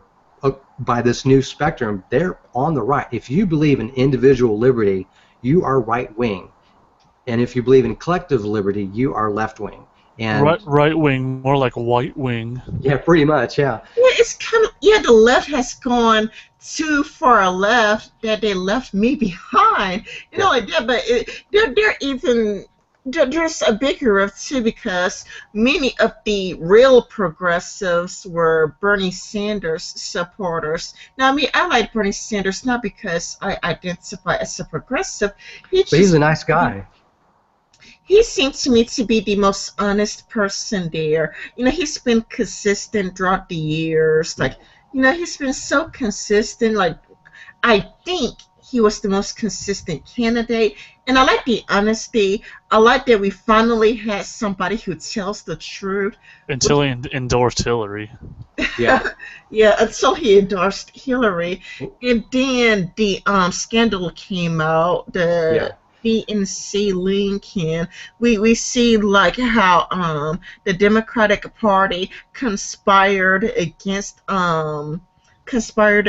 Bernie Sanders, and not only that, but the Democratic Party even came out, at least in the emails, that they were just pretending to be very progressive. It's kind of, it's kind of like they were insulting Bernie Sanders supporters. Yeah. They were calling, Bernie Sanders supporters young and naive, and they were talking about how Hillary Clinton would have to be really progressive in this one state, but she had to be more center in another state. Yeah, and the thing is, Bernie was just him the whole way. I hate to say it, I've watched some of his speeches, and a lot of them were fairly derivative. They're pretty much the same speech over and over, and that's fine. And he would go off, different things based on circumstances of that, and that's fine. But he was consistent. Ted Cruz was probably the most consistent person on the right, even though a lot of people don't like him personally. But in terms of his policies and his politics, he's actually one of the most consistent conservatives out there. Guilty Canadian. Yeah, basically. But and I personally would have liked to have seen a Sanders versus Cruz election, because in the very least you have two candidates that are consistent with the ideology that they're preaching. No one really believes that few people believe that Trump is a conservative. At this point he's a nationalist. He's got certain principles that he goes by, and of course he's sort of an entertainer, but he's not ideologically motivated in the same way typical politicians are. And then Hillary Clinton, she is ideologically motivated, but she has an overall scheme by which she essentially seeks victory, and it's the whole rules for radical stuff, and it's essentially lie, cheat, steal, or do whatever it takes to win, and never always deny and do all this kind of stuff. And it's these two people are, relatively speaking, the least, they just don't represent liberals and conservatives very well, but Bernie and Cruz do, and it's just kind of a weird kind of election to see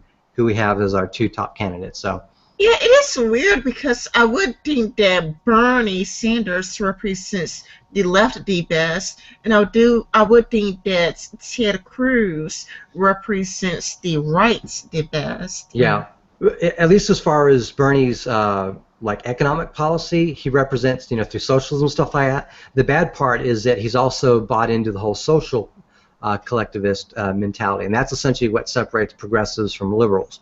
Liberals, at least for the last few decades, still believed in individual. Oh, my cat's scratching on my bed. Hey. Anyways, but liberals have still believed, I believe until the last decade or so, in individual liberty, like social liberty, even though they've believed in like economic collectivism. But progressives, it's collectivism all the way, baby. It's social collectivism, it's economic collectivism. The needs of the many, outweigh the fewer of the one. That's how it is with them. Well, the people on the right, we are individualists by nature. We believe in individual liberty. We also believe in natural law, where a lot of the people on the left tend to believe in basically the will of the people, a democracy. No one has inherent rights, whereas on the right, we believe there are inherent individual rights, or if there are rights on the left, they're collective rights, and it's through democracy and the will of the people. So it's kind of this weird diatribe, but people complain, hey, we're more polarized, but that's because the ideologies are becoming more consistent. So Yeah. Um, Reaper, do you have anything to add? Nah.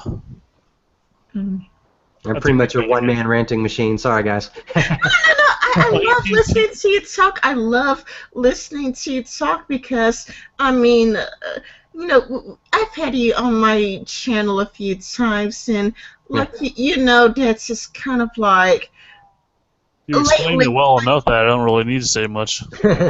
Mic drop. No, but anyways.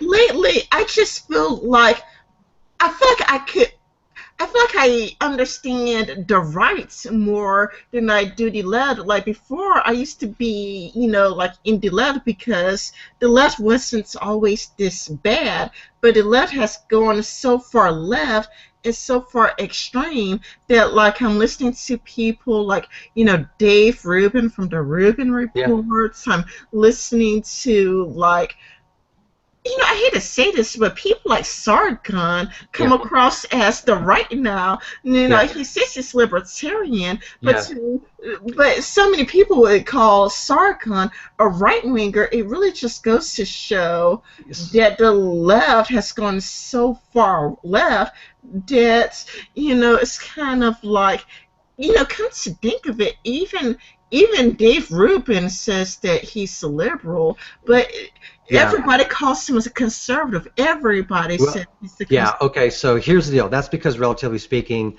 Sargon and him are to the left. So the problem is people don't really understand the whole, how to explain it, the whole ideology thing. Like, let me see if I can find an image for you guys to give you what is essentially a compass. Not a roadmap, but a compass. Let's see.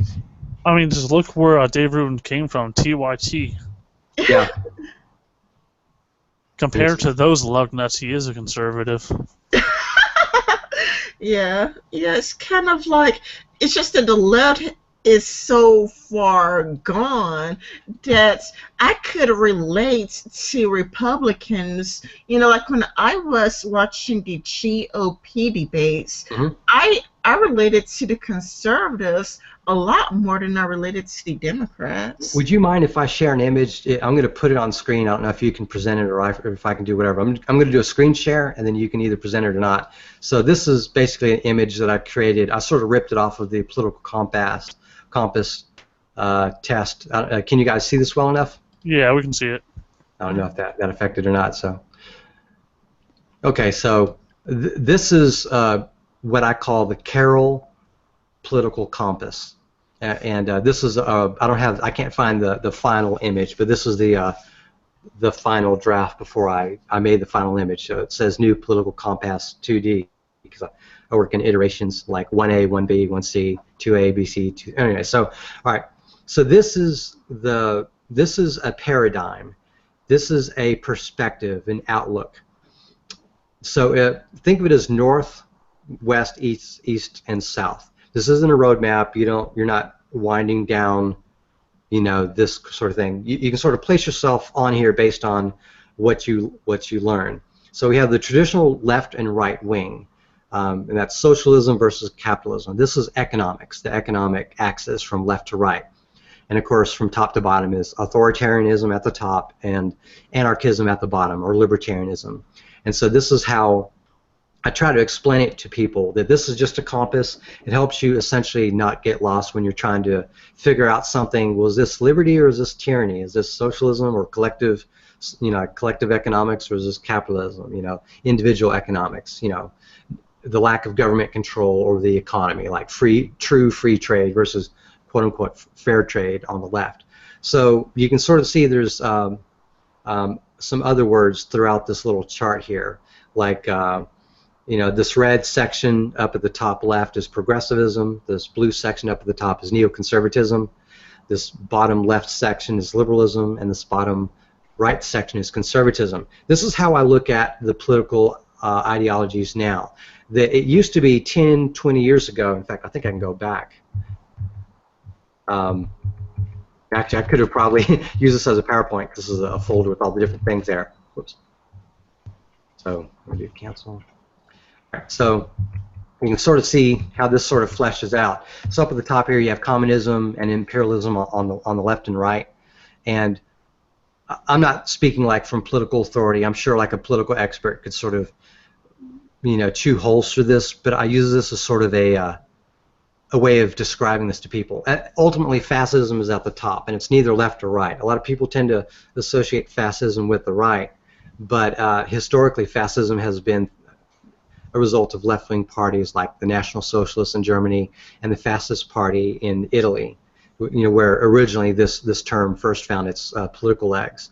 And then, of course, imperialism on the right. I think it's fair to put that on the right. It's fair enough.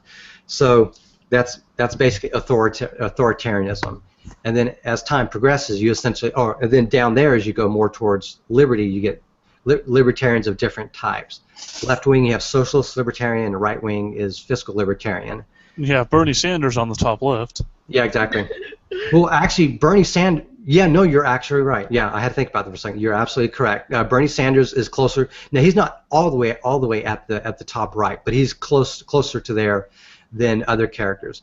Sargon, you would put in the socialist libertarian quadrant loosely. You would put me in the fiscal libertarian or capitalist libertarian quadrant there. And of course, now traditionally, up until relatively recently, everyone has looked at life as you're either a liberal or you're a conservative. People didn't really focus on libertarians. People didn't focus on specific strains like communists and other things like that. But it's pretty much liberal and conservative.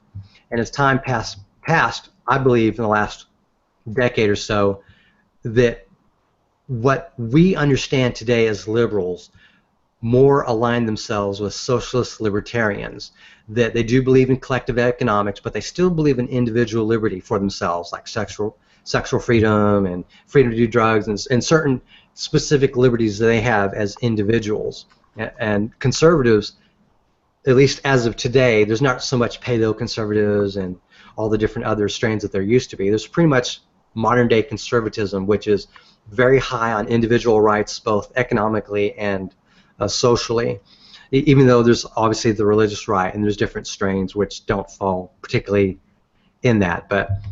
And then you, of course, now have progressivism and neoconservatism. So if you look at all the social justice warriors, they all fall in this red quadrant. They're all progressives. They believe in social collectivism, if they'll admit it to themselves, and they believe in economic collectivism, which no one disputes at this point, even them. And neoconservatives, these are the ones that are heavy interventionists. They're the ones that they will, to some extent, actually agree with the socialists in terms of, yeah, we'll go ahead and fund all the social programs that you want, provided that you fund our military and you fund a lot of the big corporation type, crony capitalist type things that we want.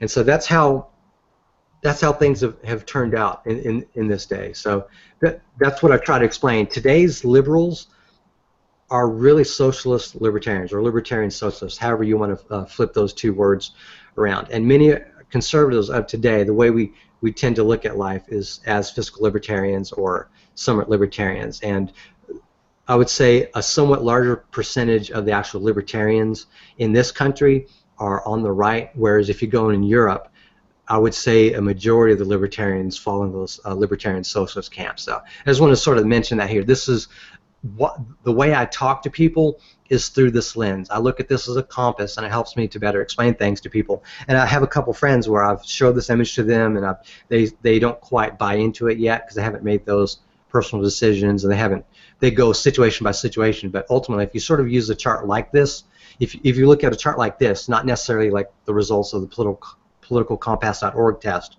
that you can sort of write your own ship and decide what you want, where you fit along the political ideology. So I'm a conservative using this metric here. I fall in this purple camp. So that's how I look at myself. So I don't know where I would fall in that graph.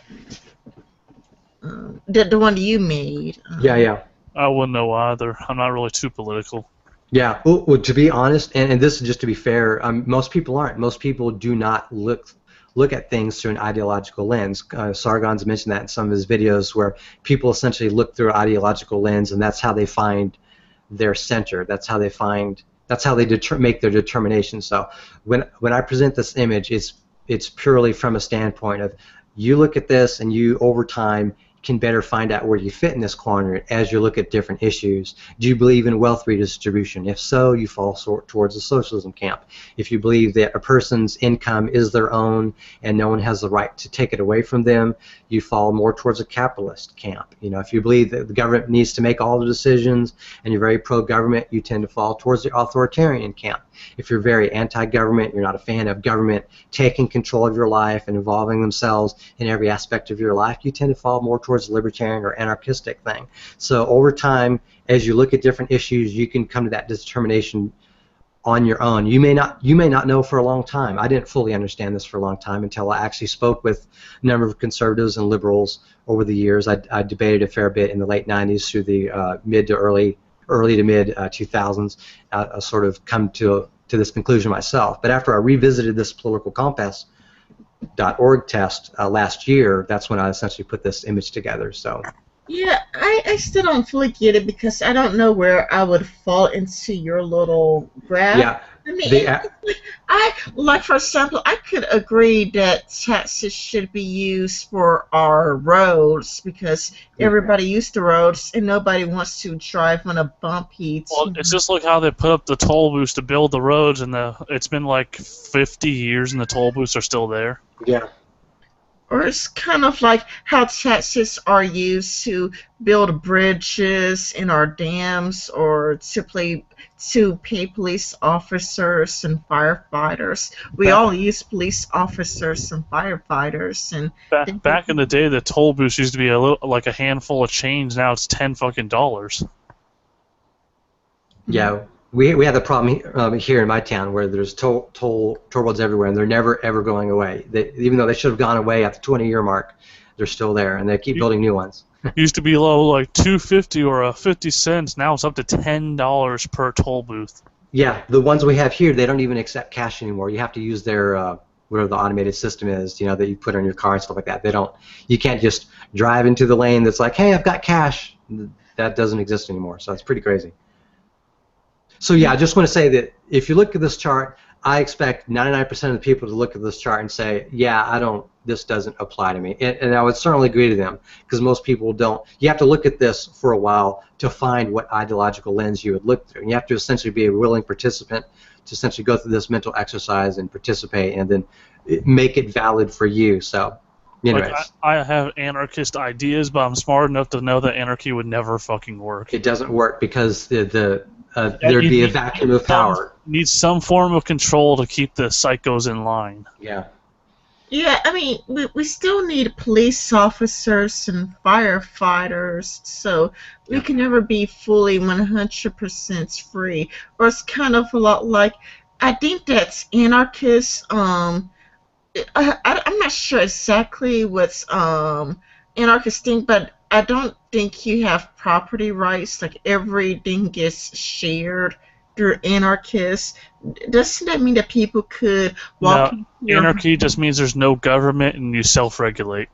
Yeah, you can look at property. There's different takes on property. Like I have a friend, he's partially Native American, and his belief is like you can own property, but you can't own land per se. So no one can own land. So that's like his philosophical belief. So, but he does believe in property rights. That people have the right to have property. So it's I'm sure it's selective based on different cultures or different political leanings or whatever. Some people, like a lot of people in the libertarian movement view themselves as property per se, not as property you can sell. Like I can't chop my arm off and sell it to someone, or like sell myself into slavery. It's not that kind of thing. That like you can't do that. But like a lot of libertarians look at themselves as property in that sense. But you have ultimate control of your own property, stuff like that. So the only anarchist ideas I have are that I don't like the government being in literally everything. You want to go fishing, you got to have a fishing license. Yeah. You want to build something or hold some sort of event, you have to have a permit. Yeah. Yeah, I don't get that either, like a fishing license, a hunting Like, license. They arrested people holding a lemonade stand for cancer because they didn't have a permit. Crazy. Yeah, I would like less governments. I mean, for me, I would like less governments, but I don't think it would work if we had no government. So go for it.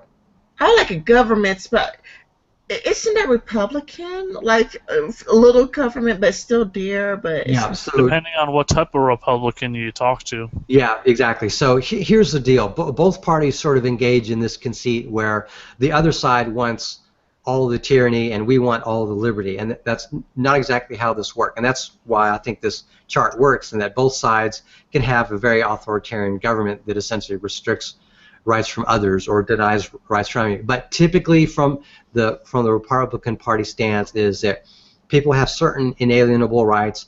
The most important ones that governments tend to take away or infringe upon are those that happen to be protected in the Bill of Rights, but it's not limited to those rights, and there are other rights beyond that which the government should not infringe, or there should be jurisdictions and checks and balances and things like that. So government needs to have a lot of different complicating factors that prevent it from working, and a lot of liberals sort of believe along those lines with their own take. They have different views on what individual rights are and things of that nature. So, and even the Bill of Rights, the left looks at some rights in the Bill of Rights in a certain light and wants to protect those. Like they're a fan of some parts of the First Amendment, like the freedom of the press, the freedom of speech, petition, assembly, but not so much the freedom of religion side of things. And they're not so much a fan of the Second Amendment, and they have a problem with due process to some extent. But the right has also had problems with due process. The rights have also, people on the right have also had problems with some interpretations of free speech, such as like flag burning, for example, or other things like that, or pornography, for example, back in the days. So both sides have their own take on which individual rights to protect. Libertarians take an aggressive look, and they basically agree with the rights that the left wing like. They agree with a lot of the rights that the right wing likes, and they sort of put all those, they collect those. That's why they tend to aggregate towards that side of the spectrum. So yeah, I had to agree with you, Reaper. It's just, it doesn't make any sense. Like a hunting license, a license to sell, a business license to sell lemonade. It's like a little girl cannot sell lemonade unless she has a business license. It's so stupid, and it's just getting too much. And I think that the government needs to back up. And you can't even make changes or renovations to your house without having the government approve it first. Really? yeah, and it's a lengthy process. And actually, at least here in the States, most people don't actually own their land that they're on anymore. Even those that are technically, like they buy a house, then they own the house, they don't actually own the land. The government can throw you off the land at any time. Yeah. Really? Yeah. Really? Not only that, but cars, why we have to register them is because the government technically owns half of your car. That's why you register it with them. There's a process. I don't remember the exact language here, but if you buy a brand new car, in some places you can buy them completely, so you don't have to register them. The problem is registration is such a universally accepted process.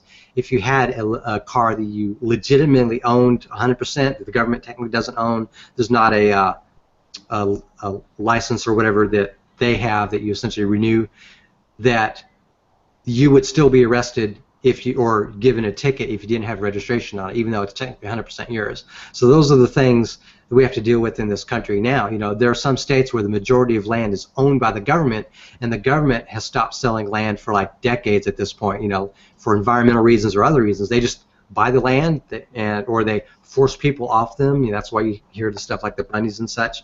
You know. And yeah, so we, the people, are losing our ability to own land and or even do things freely, such as, you know, fishing and other things. So if they want to turn your neighborhood into a shopping mall, the government can just kick you out and let them build it. Yeah, that is really terrible. It seems to me they were moving closer and closer to communism. I would argue that we are. Of course, I'm a right-winger, so there's the warning label, but I actually do believe we are. You know, from the New Deal and all those other policies. Hillary Clinton proudly announces herself as a progressive. You know, Bernie Sanders, he's also proud to be a progressive. Coincidentally, he calls himself a democratic socialist. Yeah, all the social justice warriors, they all happen to be progressives, and they fall along that line where social and economic collectivism, you know, has to win the day, and they have these oppression ladders and the intersectionality theory and the patriarchy and all this kind of stuff, and they're in it to win it. They're totally into class warfare and conflict theory, and there's never an end to it.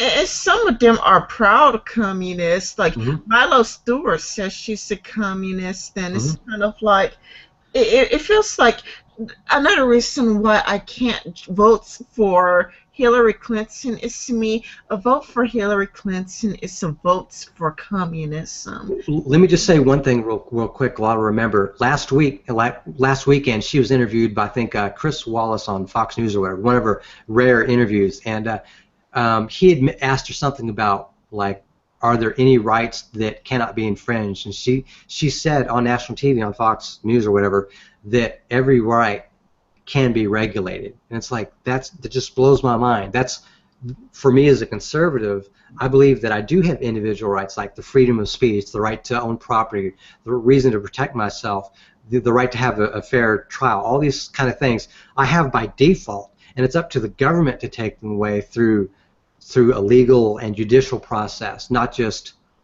you know, strip me of my rights or regulate whatever just because there's enough votes. So that's one of the rifts between the right and the left that we're dealing with right now. So the police can technically seize any of your property if they just say it was probably bought with drug money. Yeah, or if you have money in the car, they can take that too if it's over a certain amount. Civil asset forfeiture. Exactly. It's crazy. Yeah, they'll take it, they'll put it into the evidence, and then they'll sell it right back to the cops. Yep. Yeah, it's like we're living in a communist country, but the progressive wants to push us further and further into communism. Like, when you listen to people from the left, like Gazi Koso, and whenever you listen to a real leftist, a real progressive, it's like they want to get rid of freedom of speech. Yeah.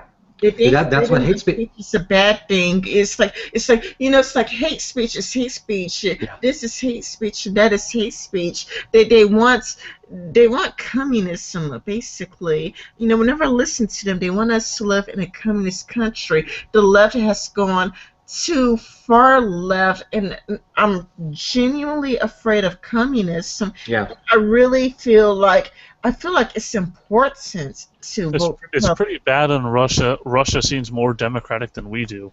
Yeah. Well, the part of the reason is they've lived under communism, so they know exactly what it's like. Really, and I know I've tweeted this to Ren here, but I look at progressivism as essentially communism, or at least the way it's turning into. Like, what's the difference between them? They both believe in social and economic collectivism. You know, you don't have any individual rights that can't be infringed. They can all be regulated. Everything has limits. You know, they look at, like, the freedom of speech, for example, having limits. But we on the right, we look at it as, well, you can say whatever you want, but, like, let's say if you incite a riot, you know, you don't get punished for speaking. You get punished for inciting a riot. So that's not technically a limit on free speech. It just means that what you're doing with the free speech, you know, can have negative consequences. And if you are inciting a riot or telling someone to kill someone or whatever, you know, that crime itself is unique and not speech in and of itself. So it's two different outlooks on issues like that, and every issue has a similar sort of refrain like that, so, or difference. Yeah, I just, man, I feel really concerned for this country. I just feel so concerned. I really feel like it's important to vote Republican these days, or else we probably really would have a communist country. And I don't know. And Hillary Clinton, I just view her as evil. She's totally corrupt. I recently watched the Clinton Cash documents. Yeah. And it's just. I saw that too, and it blew my mind. You know, I knew about some of those things, but like peripherally. But you know, since I haven't really been paying attention to the news too much in the last decade, some of that stuff, you know, just never occurred to me. But after watching it, it's like an hour long. But it's like, oh my God, that's crazy. Even if they don't have any like direct proof, it is kind of like traceable. This whole pay-for-play stuff that the Clintons did through their foundation and their global initiative. It's pretty crazy stuff. Yeah, Clinton paid trolls to make anti-Semitic propaganda against Bernie. Yeah, yeah, that's crazy. They're not only burning like the American flag, but they're burning the Israeli flag, you know, outside of the thing. And it's kind of weird because a lot of those people are self-proclaimed progressives, but I mean, there's definitely something going on the left that I hope the liberals win and not the progressives. Just me personally as a conservative. So yeah, what they don't tell you is what direction that is progressing. yeah, exactly. You know, and actually that's a great point. I wanted to say. So I look at conservatism as its own form of progressivism because of its classical liberalism. There's two types of liberalism. Classical liberalism, which is essentially right-wing at this point, individual liberties, natural law, all the stuff that came out of the Enlightenment. And then there's this new social liberalism, or quote-unquote modern liberalism. And so it's these two competing strains of individual liberty versus collective liberty. And of course there's the social and economic aspects of each. So that's why you're seeing people like Ren here being red-pilled, Dave Rubin is being red-pilled, Sargon is all being red-pilled, and these are all people on the left that you would likely consider them within the liberal camp, but they are now to what people on the progressives consider right-wing. You guys are the new right-wing, not because of anything you have done. You've probably had these beliefs for a while, but the left, as you have said, have gone so far to the left that you're the new right wing. Yes, the left has become radicalized, and you know, because me, I think that I mostly am the same. I've learned a lot from the rights. I've learned a lot from Dinesh D'Souza.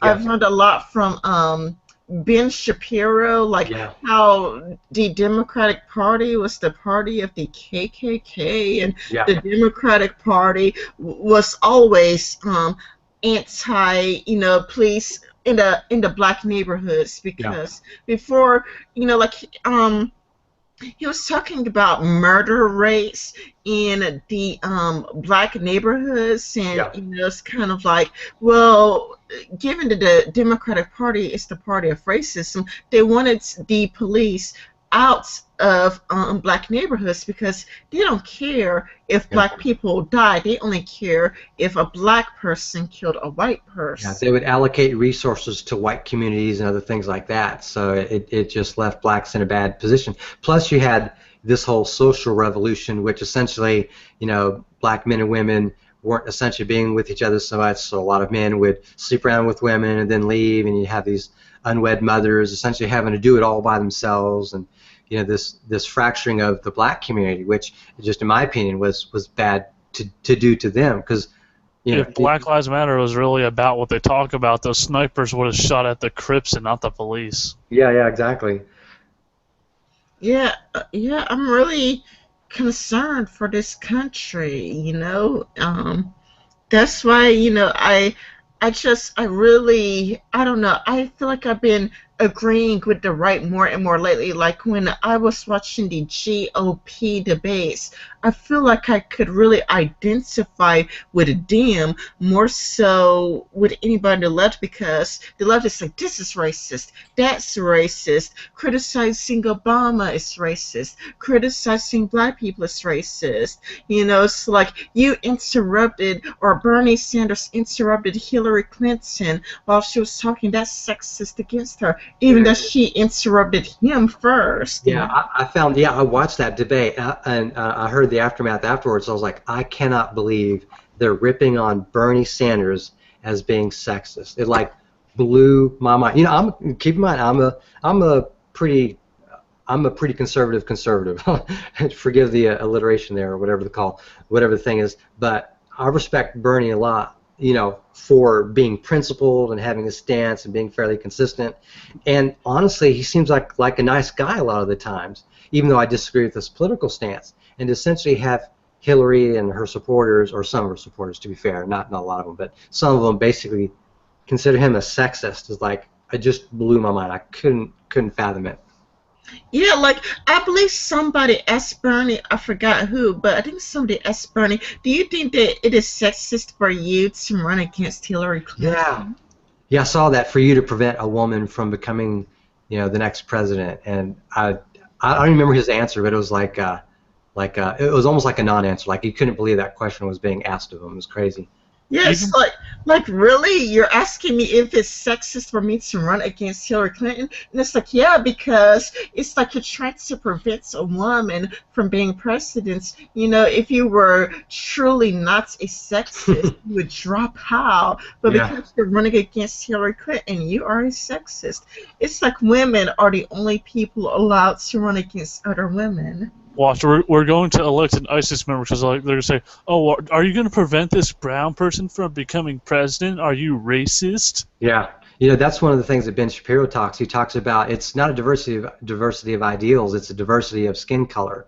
And this whole bit where if you have to be brown or black and a woman and disabled and you recognize you're a queer gendered and, you know, all this crazy stuff, and you're a midget, that is more valuable than having ideas that work, that actually help people or get out of people's lives or do whatever the political agenda is. So they're so brainwashed that you don't even have to make propaganda. You just have to tell them that you're racist and they'll listen to you. Yeah. Yeah, it's kind of, that's why so many people are domesticating. Have you guys heard of domestics? The what? Democratic exit. Oh yeah, Dim exit. Oh yeah, that's wow. That's yeah. So basically DMX. Yeah, DMX. Yeah. Well, I hear the Green Party is hiring, so they're petitioning Bernie, you know, to join them, you know, and I think he went back to being an independent now that he got, you know, scammed out of the contest, but yeah. No, isn't Bernie Sanders endorsing Hillary Clinton now? Yeah, he technically endorsed her, but he's basically an independent now. So. Yeah. Oh, that reminds me. Agents of Doubt was kind of like, well, the Democratic Party rid the election against Bernie Sanders. Duh. And Agents of Doubt was like saying that they were Bernie Sanders was like an outsider who only joined the Democratic Party to get elected and some visibility. But they've had other people loyal to the Democratic Party for years and years and years. So they're going to prioritize. Well, no one would vote for him if he ran under the Socialist Party. Yeah, that's true. Well, one of the things I wanted to mention, since I'm staring at this chart, so there's liberalism versus conservatism, and I'd sort of mentioned I went on this little tangent about classical versus social liberalism. I believe that's really the fight that we're dealing with today. A lot of people look at conservatives as just an attitudinal things, like we're laid back, we're not doing much, we're not caring for people, all that kind of stuff. What really it is, you know, we're not as active, we're not as progressive, we're the opposite of progressive, we're regressive and stuff like that. The problem is it's our outlook is different because we are very individualist focused, where the progressives are very collective focused. The progressives are moving in the direction of increased collectivism, both social and economic. In particular, social, because socialism has now become a dominant economic system, across the world. So they're fighting a lot more on the social front. But what I'm trying to impart upon people is that conservatives aren't necessarily inert or regressive. We're just progressive in a different direction. We're for individual liberties, and we can't be in this docile sort of standpoint where we're just going to let things happen. Just because we've been the status quo in this country, in terms of we've been a more capitalist country, we've been a more individualist country. Like anytime Obama says, "Hey, we're going to try to take away guns," or we're going to try to regulate guns or do whatever, he talks about gun control, gun sales pick up. So even in this country, an individual right like the right to bear arms and protect yourself and all that kind of stuff is still very strong throughout the fiber of this country. So we've been sort of laid back in sort of protecting this while the progressives have been attacking it. So offense versus defense. What I like to put across to conservatives is we need to be on the offense as well. We need to be proud, like not just to defend individual liberty, but to stop collectivism, when it essentially defeats individual liberty. So if hate speech laws are passed, we need to fight back and get those reversed. Just because precedent is going one way doesn't mean precedent can't go back the other way. We need to actively fight for the rights we have. So I'll take issue with Trump, for example. He says, "Oh, we're not going to touch the Second Amendment. We're going to leave it as it is. You're going to have your rights to protect arms." The problem is we already have an infringed right to bear arms. There's a lot of things we can't do, and it's getting worse and worse with the more compromise that we on the right do with those on the left. Just because we compromise at one point doesn't mean this point is over with. The left is going to come back and try to compromise on something else and compromise on something else. And we're always going to keep moving in that direction to the left. What I'm trying to have conservatives do is move towards the right, fight back for these individual liberties that are being infringed, that are being taken from us. And these social justice warriors that no platform conservatives, and libertarians on these, universities, we need to fight back against that and restore, the ability for everyone to get up there and speak, not just people from one party or from one political group. So, anyways, that's my rant on that. Well, nowadays, social justice warriors or feminists are now no platforming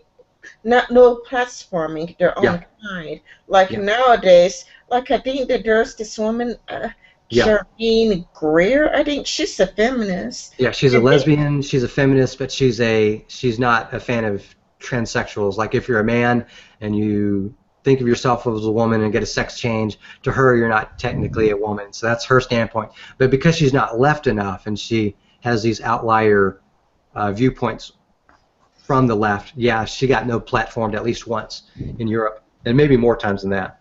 Yeah, and not only that, but it's kind of like there's this woman. She was the black woman in Congress or something, or I don't know. No, I know who got no platform. I think her name is Condoleezza Rice. Condoleezza Rice. She was no platformed. Of course, Milo and Ben Shapiro, they were both no platformed. There may have been others, but those are the ones I could think of. Condoleezza Rice and Jermaine Greer and Milo and Ben. So yeah. Yeah, it's kind of like. But it's kind of like to no platform other feminists, and not only that, but Milo did to no platform a homosexual is pretty homophobic. Yeah, two homosexuals, Milo and Jermaine Greer, were going to go to the same event, and they both got no platformed in Europe. That's crazy. And Ben Shapiro, a Jew. Yeah, a Jew. Anti-Semitism. Yeah, and Condoleezza Rice, a black woman. Right, Rice. Is she also Asian? Yeah, exactly. What's going on there? Yeah, they have no platform. Condoleezza Rice, a black woman, but still, you don't have to have opinions. Or they got some black female college teacher fired because of her Christian views. So it's like, wrong opinion, wrong thing. Don't care if you're a black woman anymore. Wrong thing. It's kind of. Well, I'll be honest. We've had that on the right for the longest time. Where if we have a Hispanic person that happens to be a Republican, a black person, a woman that happens to be a Republican, those people don't count. Particularly if you're a black person that's Republican. The party that freed the slaves. The party that signed most of the civil rights legislation. You're an Uncle Tom if you're a Republican, and it's mind blowing to me. Explain white privilege when we have people like Rachel Dolezal and Sean King pretending to be black for benefits. Yeah, exactly. Their privilege. I don't even know what to call them. Sean King pretended to be black so he could get into Oprah's free college. Yeah, pretty much. Exactly. It's kind of like, yeah, he pretended to be black to get to Oprah's free college, but yet, white people are the people with all the privilege, yet they have benefited largely from pretending to be black. Says the college students who had their parents buy them into Harvard. Yeah. Yeah. And these are rich people. These are not poor people like you and I. These people, they don't have to work for, their parents, got them there. That's just crazy. Yeah. Man, we got way off track from this article. Oh, you're welcome. Sorry. No, it's a very boring article. Yeah. Yeah. If you want, I can stop sharing. You can stop presenting me and whatever. We can continue with whatever. Well, it's almost over now. The article, no matter how boring it was to you, oh yeah, it's almost over now. So we come this far, we may as well finish it. Yeah, that's cool. So yeah, I'll just say that, like for me, I was essentially, for the longest time, I considered myself a liberal, but I didn't know anything about politics. I just thought, well, I'm pretty liberal, and I looked at the term liberal as like this pure white as a German snow term, when I didn't realize that liberal meant certain things in a political context. And then, I got to hang around with like a friend of mine that was conservative, and he was talking about things like freedom of speech and the right to bear arms, the freedom of religion, and things like that. And I was like mind blowing. I thought this guy was like Moses or something, like this white haired, like with a beard, some crazy sort of guy talking about all these freedoms. Like, geez, that's like crazy. That's not terribly popular, being free to express your own opinion no matter what it is and stuff like that. That's like controversial. And so when I got to meet the guy, I was like, this is just another dude like me. He's like maybe a couple years older. So we became best friends. We talk, and we sort of talk a lot about politics, and that's essentially how I grew into being a conservative. And I realized a lot of my particular liberal concepts and ideals were essentially fell on the right-wing side of politics, the focus on individual liberty and inherent rights that shouldn't be taken away, and relatively small government that doesn't take over all my life and stuff like that.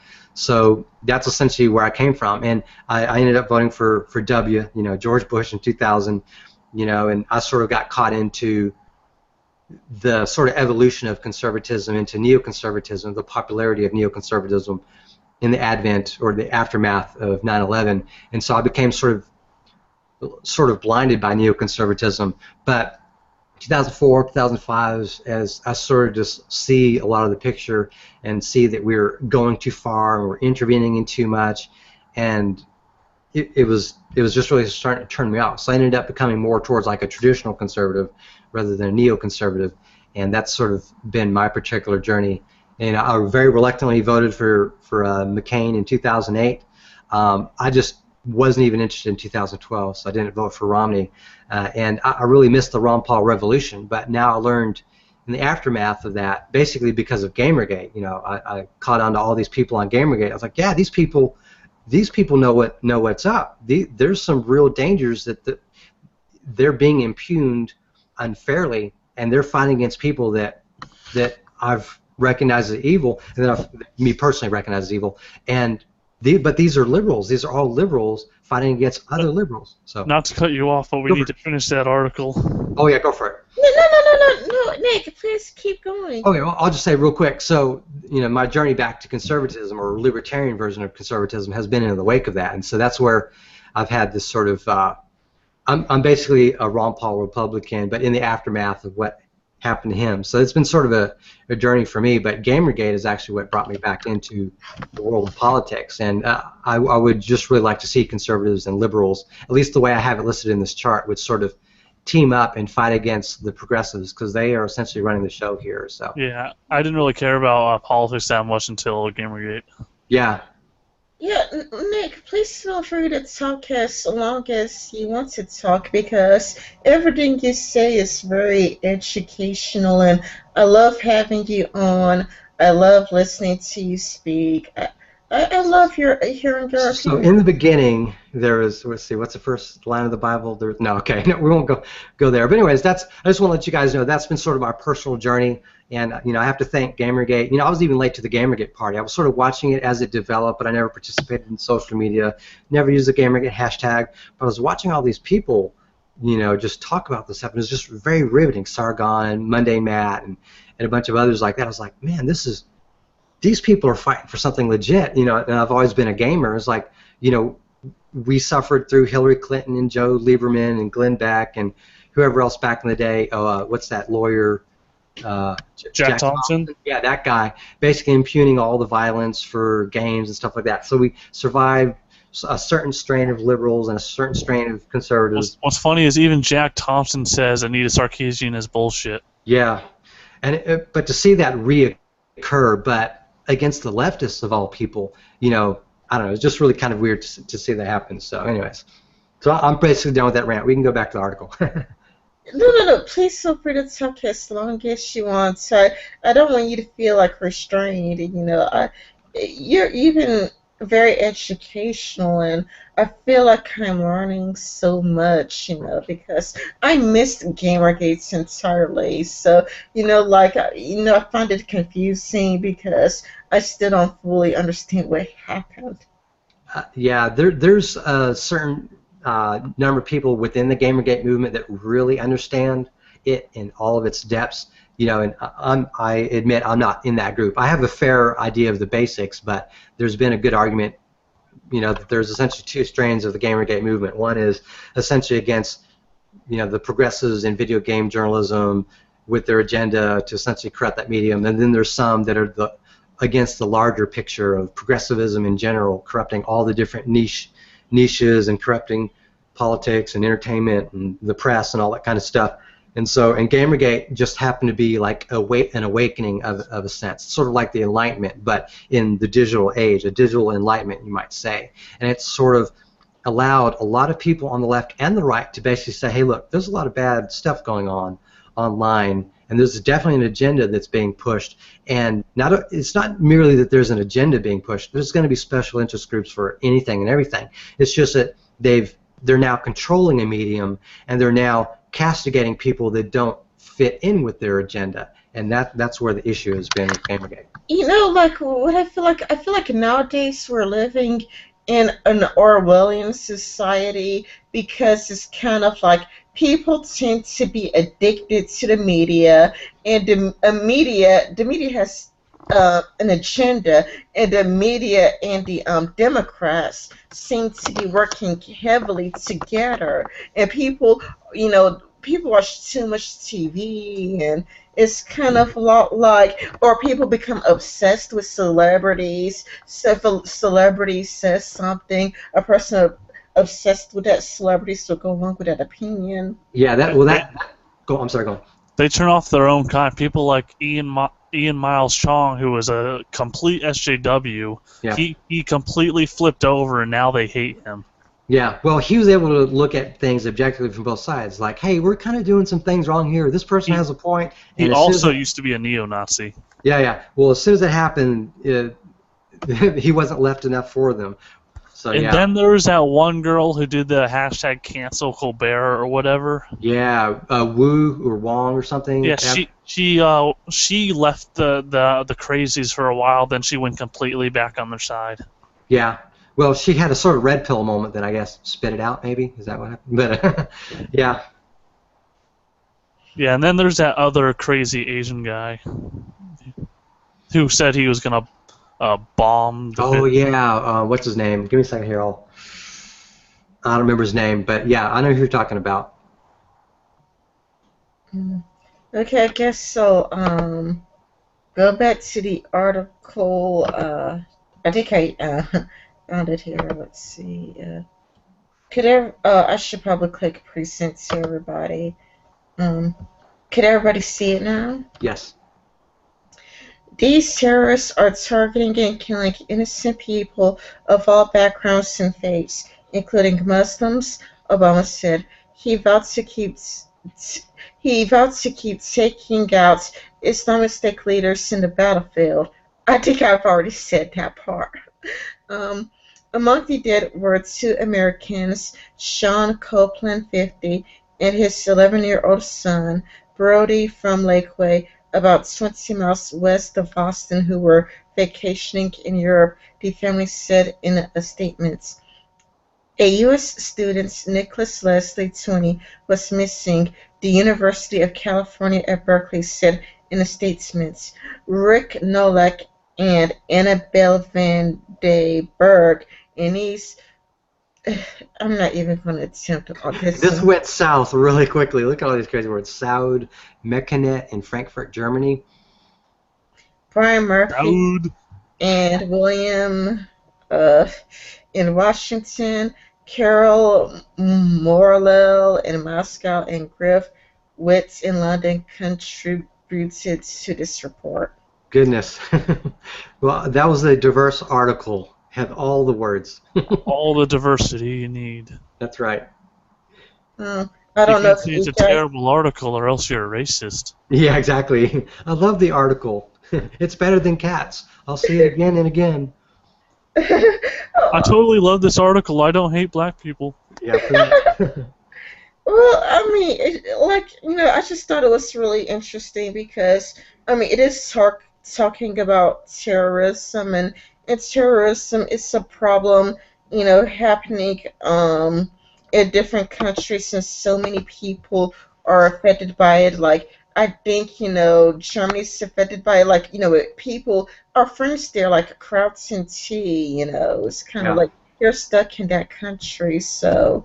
It just feels like it's nice to Yeah, that's the thing. Yeah, that's the thing. A lot of these severe leftists are having, their actions are having severe implications for a lot of people of all philosophy, age, ideology, all the diverse possible variables out there are all at risk thanks to these kind of actions. A lot of the people on the right there have been impugned as they're all just right, all just racist and stuff like that. But there's a lot of people on the right, even in Europe, that are whatever their version of the right is, that they're just not down for this whole collectivist mentality. So over here in the States, we seem to have gone through a different sort of enlightenment or a different sort of classical liberalism than those in Europe. Like their conservative party doesn't quite have the same sort of outlook that we do. And I don't know enough about Europe to speculate as to why. I would leave that up to someone that knows better than me. But I would like to see more of like the type of conservatism that we have in the States bleed over in towards Europe, because I believe that we have a particularly strong form of individualism that I think would benefit everyone. We're not an atomist type of individual, like an atom.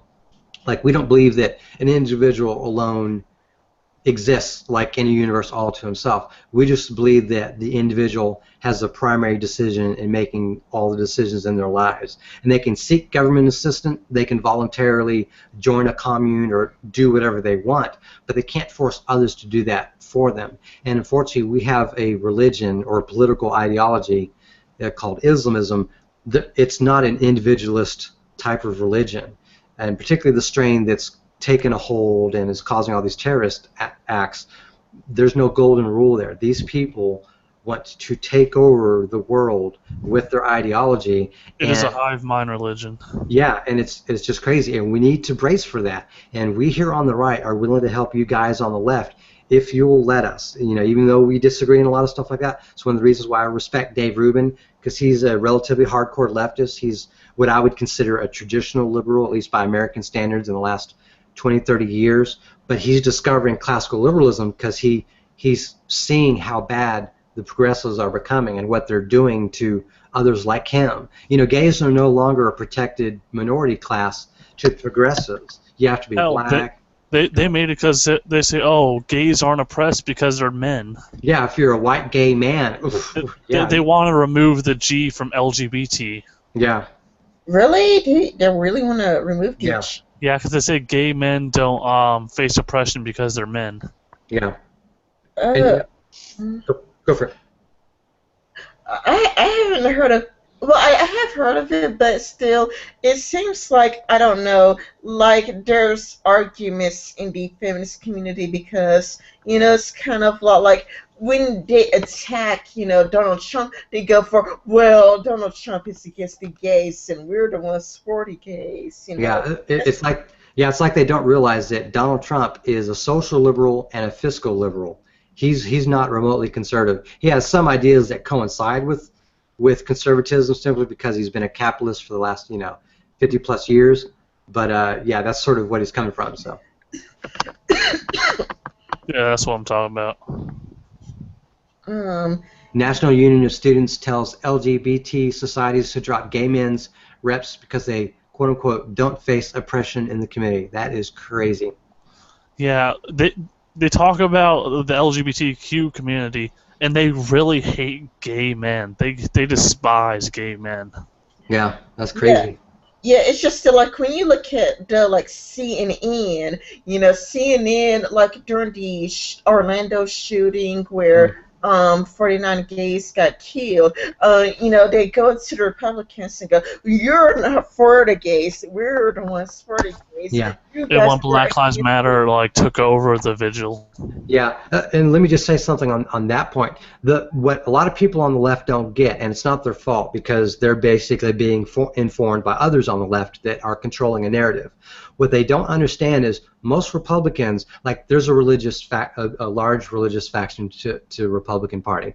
Everyone understands that. A lot of them, they believe, being gay is a sin and all that kind of stuff. They don't want them killed. They just disagree on male on male and female on female sexuality. They don't believe in transgenderism. I don't know. It's late. Transgenderism, for a variety of means. Some scientific, some just religious or whatever. But they don't hate them. They don't want them dead. You can find some fringe asshole on the internet or that gives a speech or whatever that wants that. But the vast majority of Republicans, they just don't want that in their lives. They don't want that in their families per se, and they're working towards that agenda. But it's not hate or all this kind of bullshit. And the thing is, if you're on the right and you've been believing for decades, look, you're not gay, maybe you don't agree with everything about being gay or whatever, that doesn't mean you hate them. That doesn't mean you want them mowed down by some asshole with an assault rifle. And that also means, but that does mean we do want them to have all the same protections as everyone else. You can disagree with someone on policy or some legal matter, but that doesn't mean you want them dead. It doesn't mean we hate them. This whole homophobia has been such a dumb word because no one on the right fears gays. They just disagree with them. And so take that for what it is. But the problem is the right has been impugned for so long. We're sort of, I don't want to say immune to it, but it's like, yeah, oh, geez, we're told we're racist again. Oh, we're told we're sexist. Oh, yeah, Islamophobic. Yeah, sure. Yeah, whatever. Just, yeah, okay, whatever. Say Islamophobic like we have no reason to fucking fear them. Yeah, exactly. If you tell us we're that all the time, it just doesn't matter to us. And the religion that says they want to kill and enslave the world shouldn't be feared. Yes. So yeah, that's just what we've been dealing with. So it's interesting to see the left now dealing with it, but hopefully we can find some common ground and. I did think it's coming because it's kind of like, nowadays you see things like gays for Trump where after the Orlando shooting, the media is covering, covering for the radical Muslims. So it's kind of like many gays are like, we don't feel like we fit into the left anymore. So now it's kind of like gays for Trump. Yeah, gays for Trump. Milo Yiannopoulos is quite literally Trump's biggest cheerleader, miniskirt and all. But yeah, it's just it's interesting to see how left things are getting, and to where even gay people they can at least to some extent find their home within, at least with some Republicans, even though not a lot of Republicans, agree with the quote-unquote gay agenda or stuff like that. So far, they're successfully deplatforming him because they took him off Twitter, and Yeah. all of his speeches have been shut down so far. Yeah. Yeah, it's kind of a lot like, you guys probably missed it. I'm not sure if you missed the Reaper, but I caught a shield, and it was a Hillary Clinton shield where they pretended to be Hillary Clinton's fans, but I mean, me and Anders, we looked at accounts and it seemed to be a sock puppet accounts. Yeah. Like they were following only like Obama, Barack Obama, Hillary Clinton. It's like they weren't following friends. They weren't following any family members. And I would think that the number one group you would follow would be your friends, your family, maybe your favorite celebrity or YouTubers. But it was like all politicians. Speaking of sock puppet accounts, this is off topic, but have you heard the YouTuber Matthew Santoro? Yeah. He on his Twitter, he does every week or so, if he gets enough retweets, he does like a giveaway. Mm-hmm. Every time there's a giveaway and there's a winner, I check to see the winner, and it's always a new account or basically a shrine to him. Oh, wow. That's bad. They seem very sock puppetish. Yeah. Well, I will say this. This is sort of a tangent, but actually relates to games to some extent. But you remember like gold farmers and stuff like that? That's the same type of industry these political shills and these Twitter accounts are coming from. It's basically people having a wall of like smartphones or devices or whatever, by whatever means they do this, and they essentially, they have several people crammed into an apartment or whatever. I wouldn't be surprised if they're operating out of China like the gold farmers. Yeah, exactly, or Russia or other places like that, and that's where a lot of these sock puppet accounts come from. I've dealt with a handful on Twitter and a handful in like YouTube comments and stuff like that, and it's just it's what some of these political groups are willing to take advantage of in order to sort of protect the queen or whatever. So. No, but you could tell it's a shield because their whole entire Twitter feed is them arguing with anybody not voting for Hillary. It's kind of like I was looking at who they're talking to and everything. Like I just kept scrolling and like how come you're not voting for Hillary? Don't you know that 90% of Bernie supporters are voting for Hillary? Don't you know that Trump is evil? It's kind of like it was quite clearly a sock puppet account. Yeah. So basically, the way that works is the party or group, whoever pays for these groups, they basically tell them what messages they want sent out, and then all these accounts will basically attack these people. So I've seen like Andrew Clavin and a few others essentially show screenshots of basically dozens of accounts saying exactly the same message, like attacking them or whoever. So that's really how that works. Yeah, and not only that, but in second accounts, it's kind of a lot like, you can tell that they really hate Milo Yiannopoulos because they're like, I know that Donald Trump is your daddy. And it's like, what do you mean? I never ever once called Donald Trump my daddy. In fact, I voted for Bernie Sanders in the primaries, and when it comes to Republicans, I like Ron Paul, or, I was like more towards Marco Rubio. So I was hoping for Rand Paul. Yeah, me too. Rand Paul was my first pick in this primary, and that ended pretty quickly. Like after that first week or two, I was like, okay, he's out. Yeah, like I wasn't able to vote for Ron Paul because he dropped out before I could vote for him. Yeah. But if he didn't drop out so soon, I would have voted for him because Ron Paul was my number one favorite. I wouldn't be surprised if there were shady behind-the-scenes politics that forced him to leave. Yeah, part of it, I do know part of it was he had an election coming up at the same time in Kentucky, his state, so it got to the point where he had a challenger, and he was like, there was a significant risk of him losing, and with him being so far behind in the polls, he couldn't basically run both those campaigns successfully. So there may have been other issues like campaign money dropping out, other political factors, behind the scenes.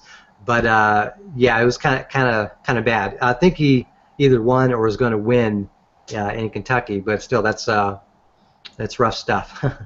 Yeah, I would have liked to have seen him throughout the whole, just being in all these speeches and stuff or debates would have been good to see.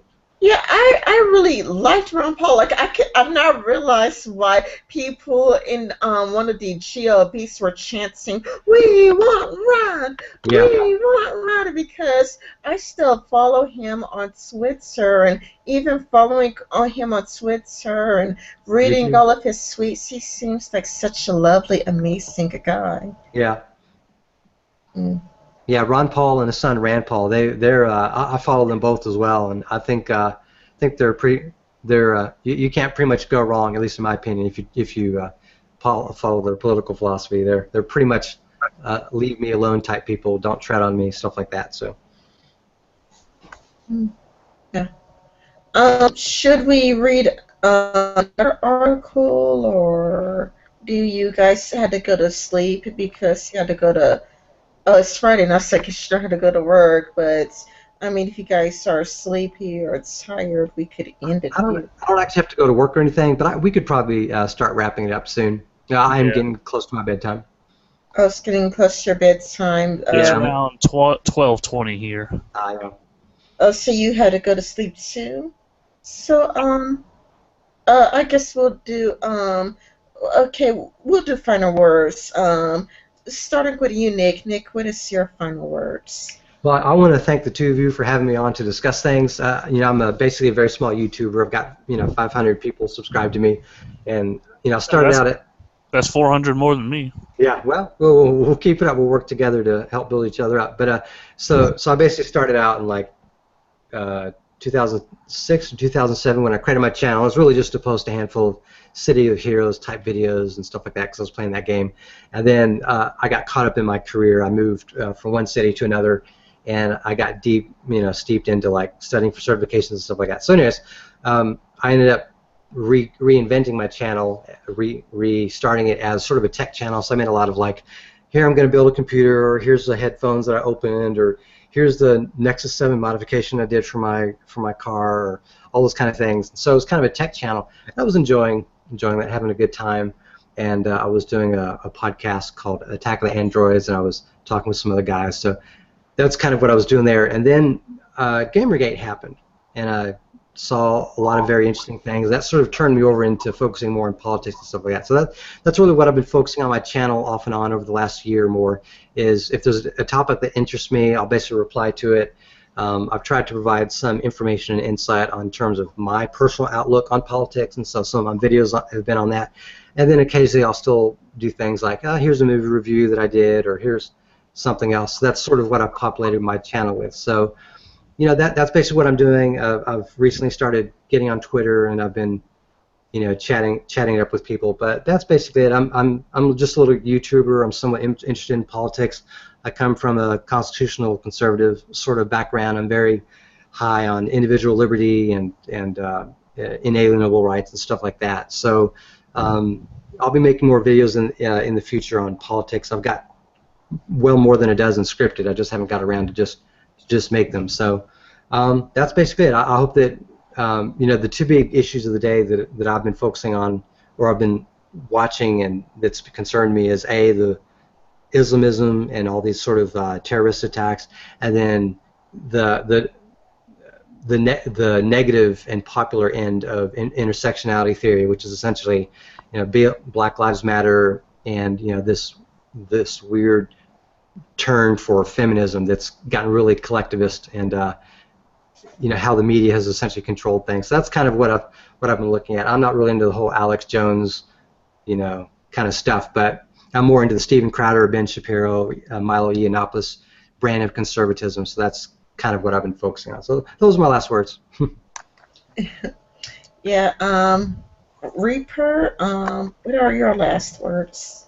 Before Gamergate on my channel, I didn't really do anything. I just posted random shit. And if you look at my first politics type videos, they're awkward as shit. I'm stuttering. I seem nervous and all that. I'm probably gonna go delete those. Good man. No, I had to do the same myself. So once Gamergate started, I got more motivated to make videos, and I made all different types of videos, gaming videos and whatnot. I've made so many series on my channel that I haven't made an episode in for forever. I mostly I did shit posting. Now I'm actually trying to make content people want to watch. Cool. Awesome. Thank both of you for coming. Nick, Reaper, it's always fun having you on, and I would like to thank everybody who did watch for watching. I And also knew no one on the internet before Gamergate, so that's how my Twitter fan base and all Yes. my followers and whatever started. Yeah, same here. You know what I did? I basically went to the Twitter accounts that were linked to all the YouTube accounts that I was following. I just said, okay, I'm just going to follow all those people. And some of them were like, hey, I'll follow this guy back. So I managed to have a handful follow me. So that was kind of what happened to me. So yeah. Yeah, I got a lot of cool people following me. Yeah. yeah. For some Okay. reason, Vanilla Ice follows me. Yeah. We'll end it here. Bye, everyone. All right, good night, everyone. Goodbye and good night.